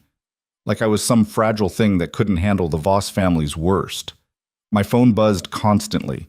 Adrian calling, texting, leaving voicemails. I ignored all of it until I was safely in my apartment with the door locked. Then I finally listened to the messages. I'm sorry. That came out wrong. Please call me back.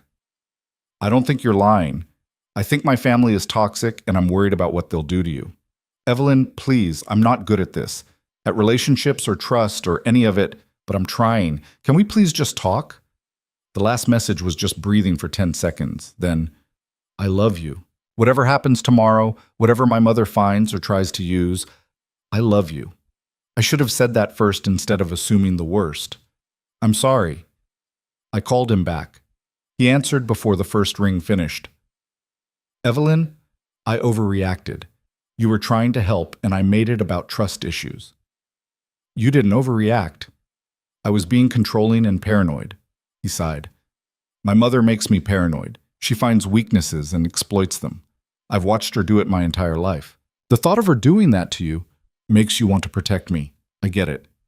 I sat on my bed, suddenly exhausted. But Adrian, I don't need you to protect me from everything. Sometimes I just need you to trust that I can handle it. You're right. You're absolutely right. Silence for a moment, then, come back, please. Let's not do this long-distance conflict thing.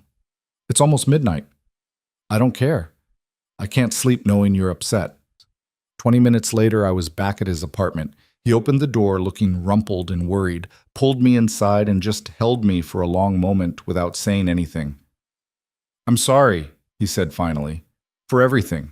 My family, my paranoia, the way I handle stress by trying to control everything.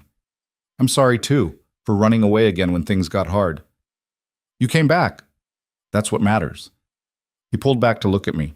We need to stop doing this, fighting and separating and making up. It's exhausting. Agreed. New rule. When we're upset, we talk it out immediately instead of spiraling. Deal. He kissed me softly. Now come to bed. We have a board meeting to survive tomorrow, and I need at least 4 hours of sleep to be functional. We fell asleep tangled together, phones silenced, problems temporarily shelved. Tomorrow would bring whatever Catherine had planned. Tonight we had each other. The emergency board session the next afternoon had the energy of a tribunal. Margaret Chen sat at the head of the table looking severe, flanked by the other independent directors. Adrian sat across from them, calm and prepared. I was there as the subject of discussion, which felt surreal and vaguely humiliating. Let's address this directly, Margaret said. Catherine Voss has apparently hired a private investigator to research Miss Hart's background. Adrian has asked us to discuss this as a board rather than allow private family matters to become company liabilities. One of the older board members, Thomas something, cleared his throat. Is there anything in Miss Hart's background that could reflect poorly on the company? All eyes turned to me. No, I said clearly. My background is straightforward. Public university, entry-level position, worked my way up. No criminal record, no scandals, nothing that would embarrass this company or anyone associated with it. What about the broken engagement Margot mentioned? I blinked. How is that relevant? Catherine will make it relevant if she can. Details? This was humiliating, but I kept my voice steady. I was engaged 5 years ago. My fiancé gave me an ultimatum about my career. I chose my career. He cheated. We broke up. That's the whole story. Any financial irregularities from that time? Our joint accounts were closed and assets divided according to what we'd each contributed. It dinged my credit temporarily because some bills were in my name, but everything was resolved within 6 months. I have documentation if you need it. Thomas made a note. What about family? Any issues there? My parents are divorced, both remarried. My father lives in Florida, my mother in New Jersey. One sister, married with kids. Standard American family dysfunction. Nothing newsworthy. Catherine will dig for more. She'll interview former Colleagues, roommates, anyone who might have information. Then she'll be disappointed. The most interesting thing she'll find is that I once got written up for being late to work 3 times in 1 month because my subway line was having issues. I looked around the table. I'm not hiding anything. I'm just boring. Margaret actually smiled. Boring is good in this context. Adrian, how do you want to handle your mother? I want the board to make it clear that hiring investigators to dig into employees' private lives, even employees I'm dating, is inappropriate and won't be tolerated. If she continues, there should be consequences. What kind of consequences? Remove her from any official capacity with the company. She's not on the board, but she attends events, sits on advisory committees, uses the Voss Industries name in social contexts. That ends if she cannot behave professionally. Thomas whistled. That's nuclear. You're willing to go that far? I'm willing to protect my employees and my personal life from harassment. Yes. Adrian's voice was steel. My mother doesn't get to weaponize this company against people I care about. The board voted, unanimous in favor of sending Catherine a formal letter, warning her that continued investigation into company employees would result in removal from all company-affiliated activities. As we filed out, Margaret pulled me aside. You handled that well. Most people would have crumbled under that kind of scrutiny. I've had practice this week. I imagine you have. She studied me with sharp eyes. For what it's worth, I think you're good for Adrian. He's been running on autopilot for years. You seem to have reminded him he's human. I'm not sure that's a compliment. It absolutely is. This company needs a CEO who remembers that employees are people, not just productivity metrics. Adrian's always been fair, but he's been distant, cold. You've softened that without making him weak. That's valuable. After she left, Adrian found me in the hallway. You okay? He asked. I just got interrogated about my entire life history by your board of directors. I'm fantastic.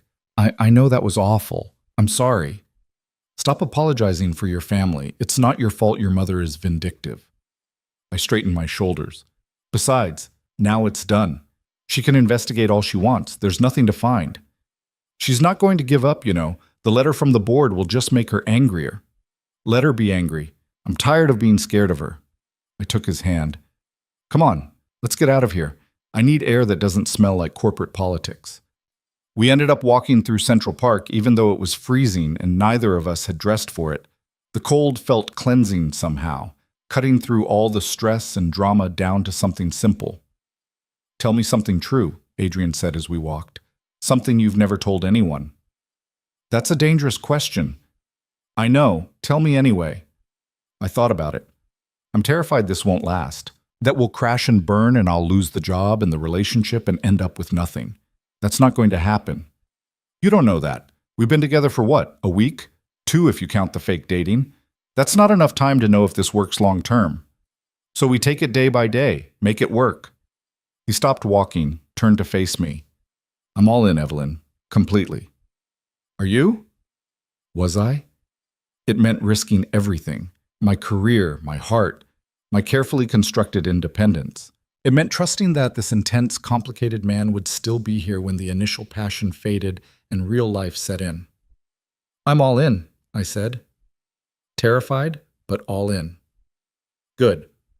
Because I'm about to do something that's either very romantic or completely insane. Before I could ask what, he dropped to one knee. My heart stopped. Adrian, what are you? I don't have a ring. This isn't a proposal, not yet. But I need you to know.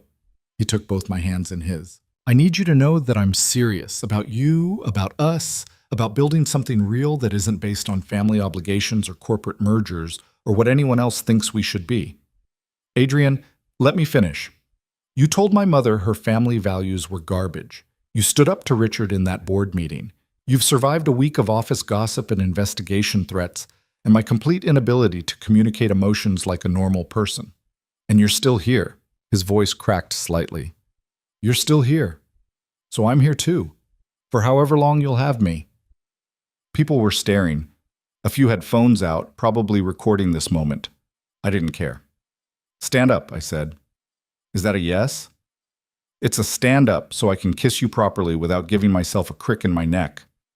He stood. I kissed him there in the middle of Central Park with strangers watching and cold wind cutting through our inadequate coats. Kissed him until someone actually applauded and we both started laughing. We're insane, I said against his mouth. Completely. Is that a problem? Not even a little bit. We walked back to his apartment making plans.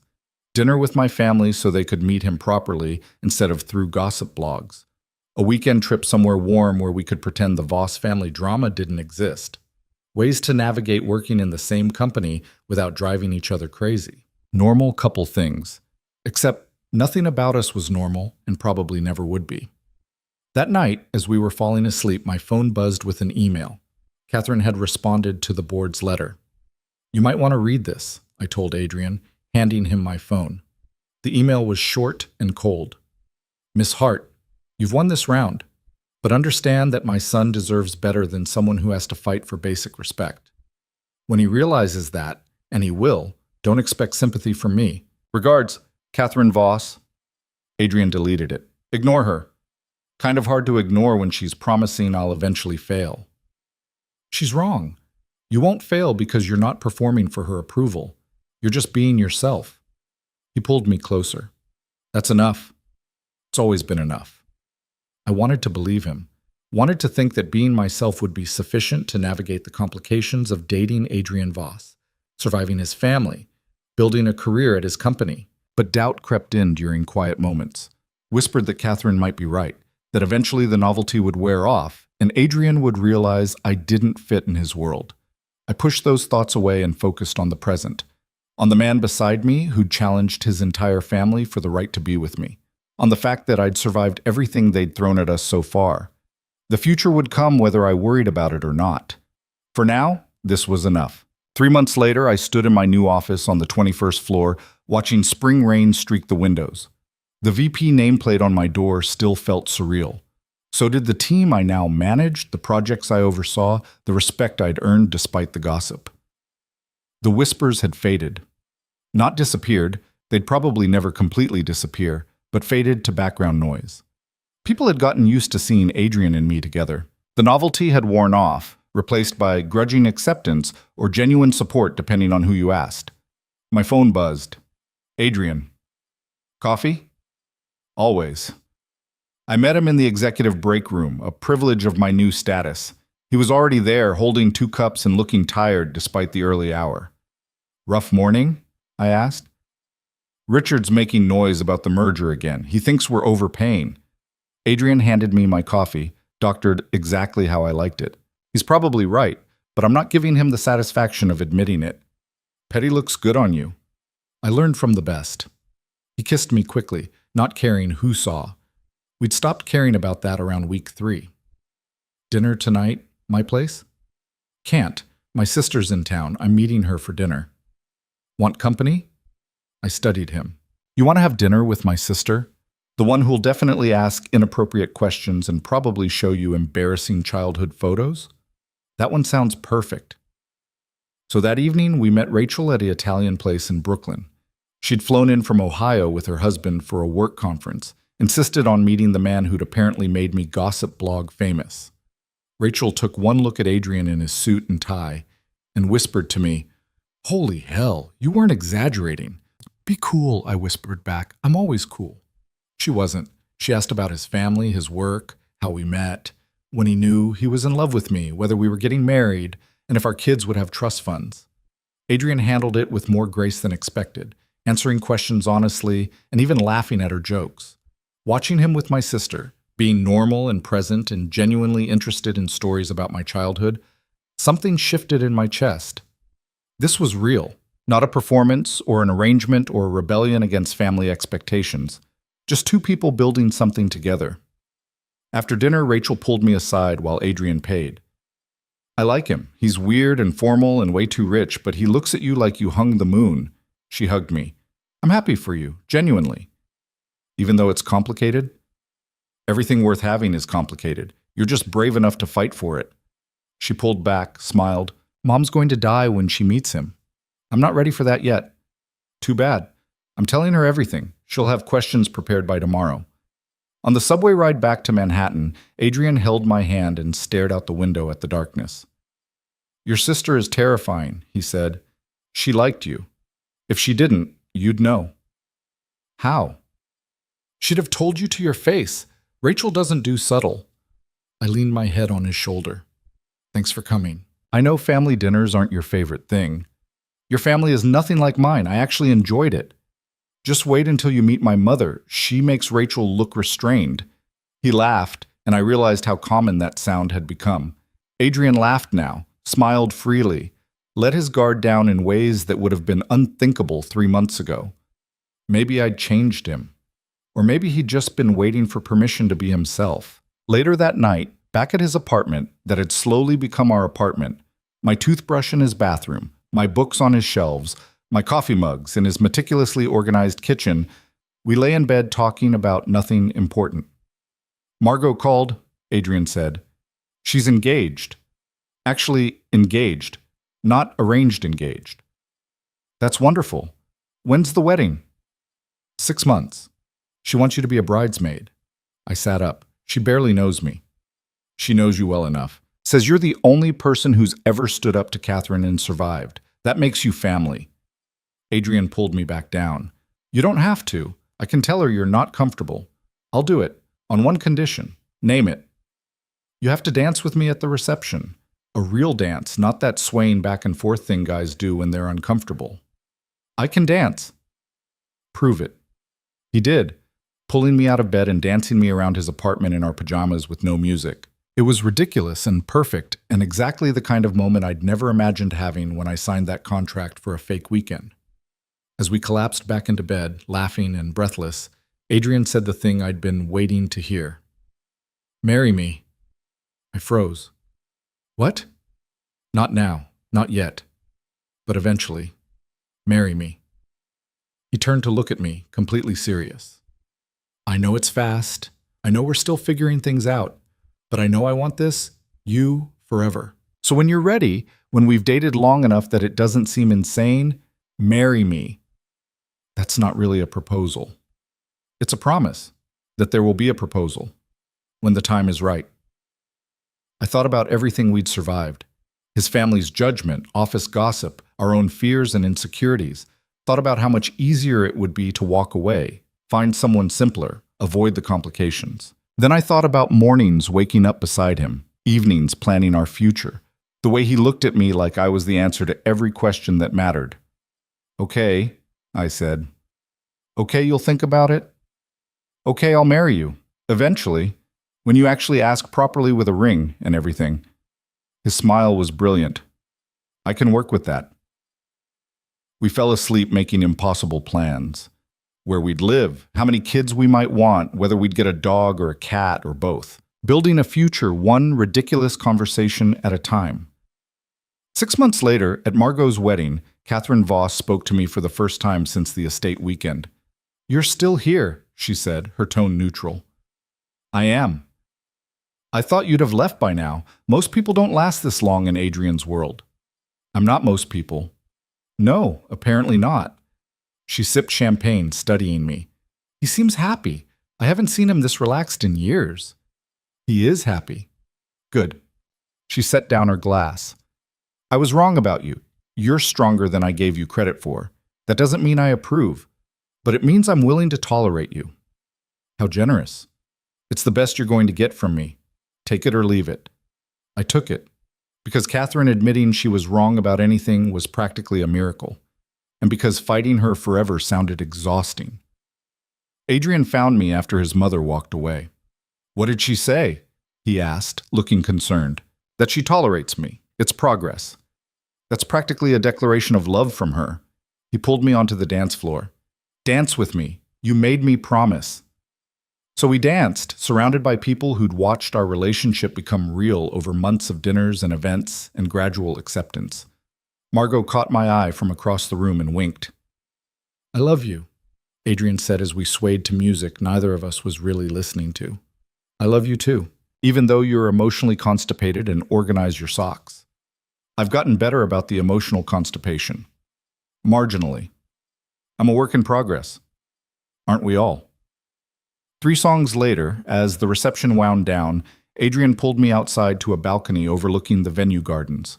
Fairy lights twinkled in trees, casting soft shadows. "So," he said, reaching into his pocket. "Remember that promise I made? About a proper proposal?" My heart stopped.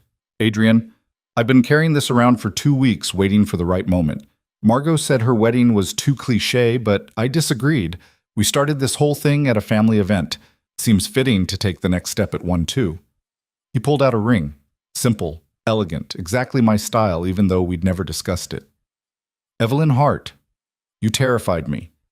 You challenged everything I thought I knew about relationships and family and what I was capable of feeling. You stood up to my mother, survived my uncle's coup attempt, and made the board of directors laugh at one of my meetings.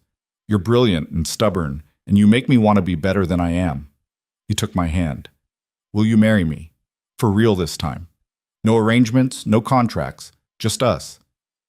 I looked at the ring, at Adrian's hopeful expression, at the future stretching out before us full of complications and challenges and moments exactly like this one. Yes. Obviously yes.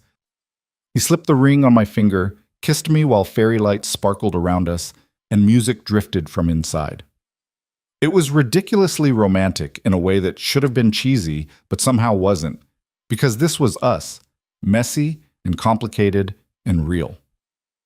Margot found us 20 minutes later, still on the balcony.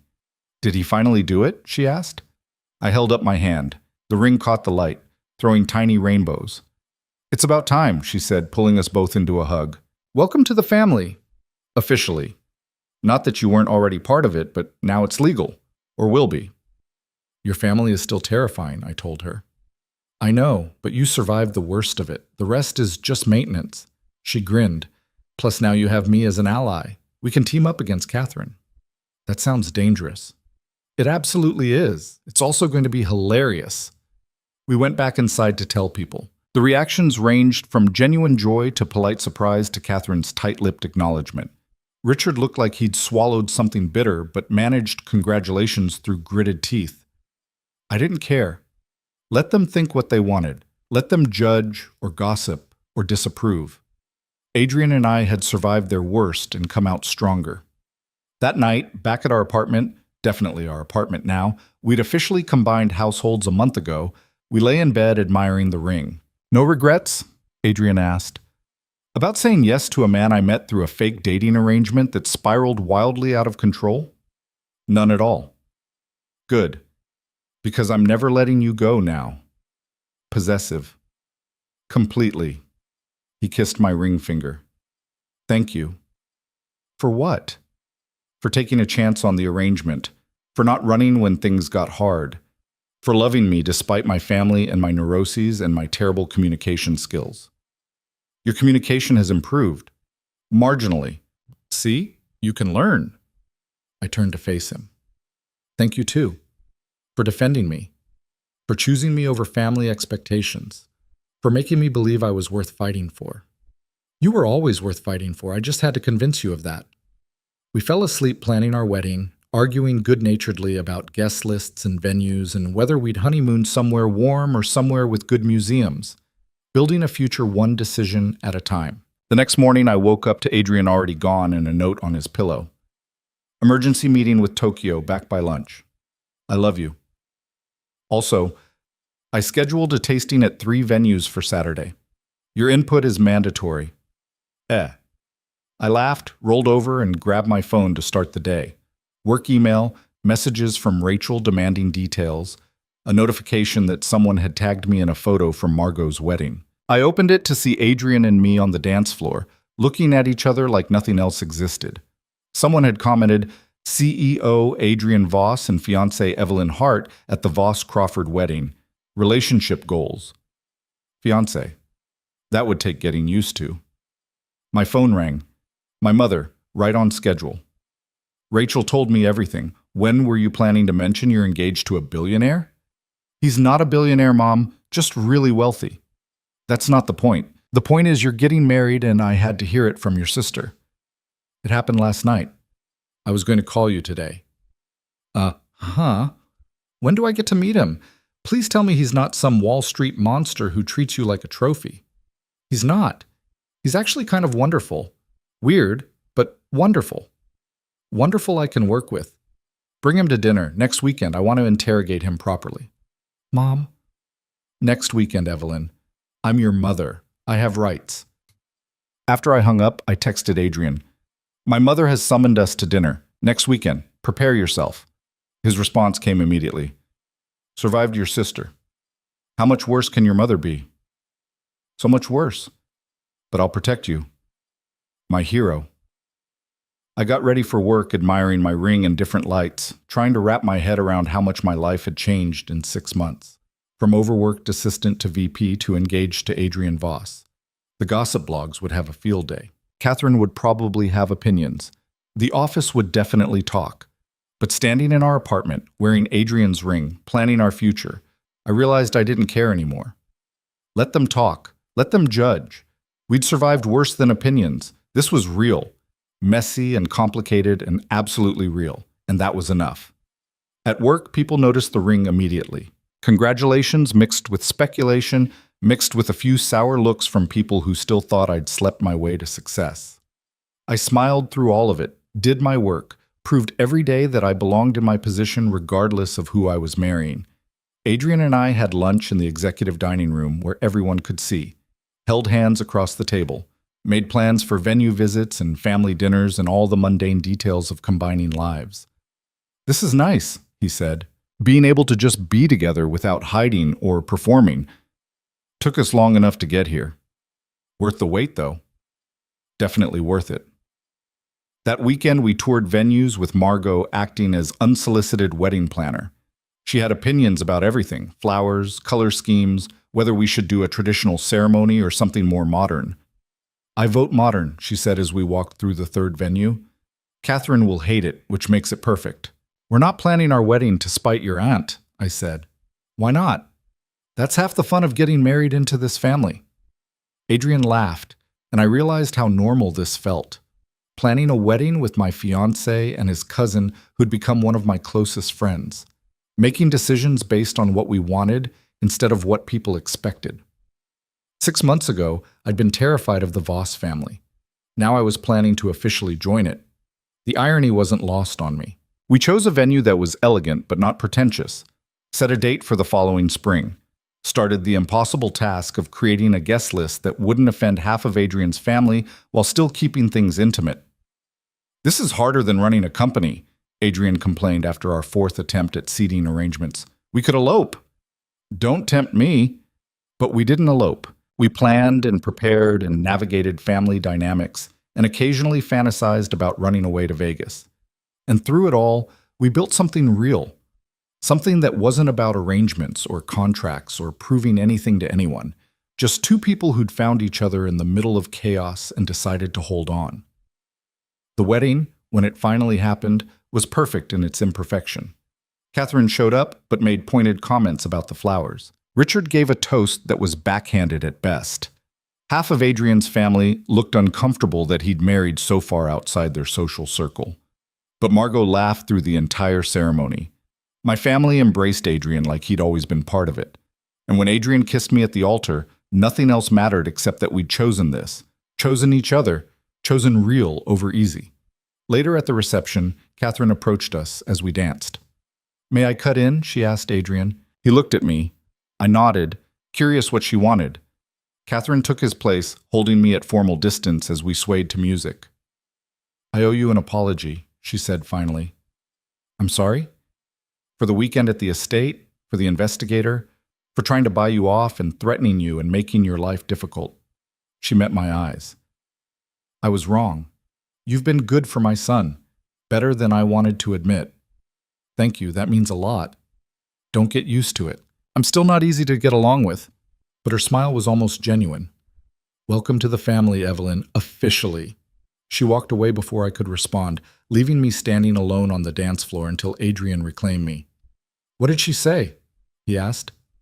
"She apologized, actually apologized." "I'm sorry, what? My mother? Catherine Voss?" "I'm as shocked as you are." He pulled me closer, laughing. "Miracles do happen." We danced until our feet hurt, celebrated with family and friends, and eventually escaped to our honeymoon in Italy, where no one knew who Adrian Voss was, and I could just be Evelyn. We spent 2 weeks eating incredible food, seeing art, getting deliberately lost in small towns, and not thinking about board meetings or family drama or anything except each other. "I could get used to this," Adrian said one evening as we watched the sunset over the Amalfi Coast. "To what? Not working 80 hours a week? To being happy, just consistently, normally happy." He pulled me against him. "You make me happy." "Good. That's kind of the point of marriage." "Is it? I wasn't sure. My family doesn't have the best track record." "Then we'll be different. We'll be better." I turned to look at him. "We'll be us." I like the sound of that. We flew back to reality eventually. Back to work and family obligations and the daily negotiations of two ambitious people building a life together. It wasn't always easy. We fought about whose turn it was to cook, whether we could afford to take on another rescue dog, how much time we owed to family versus ourselves.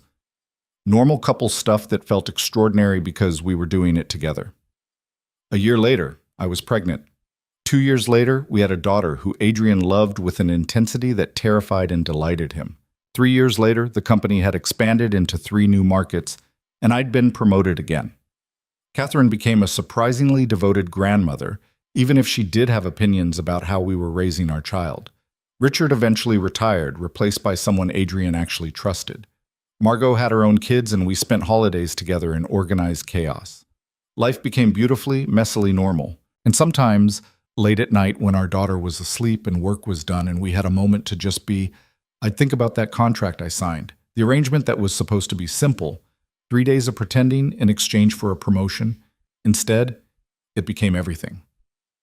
"What are you thinking about?" Adrian asked one night, catching me staring at nothing. "How we started. The weekend from hell. Your mother trying to buy me off. Simpler times." "Hardly." I snuggled closer. "Do you ever regret it? The chaos we caused?" "Not for a second. You?" "Not even a little bit." He kissed my forehead. "Best arrangement I ever made." It stopped being an arrangement pretty quickly. Thank everything it did.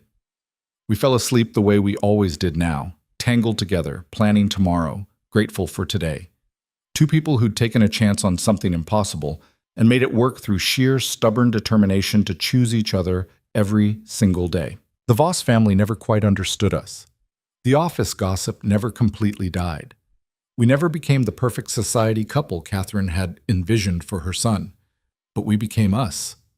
Real and imperfect and absolutely worth every complication. And in the end, that was more than enough. It was everything.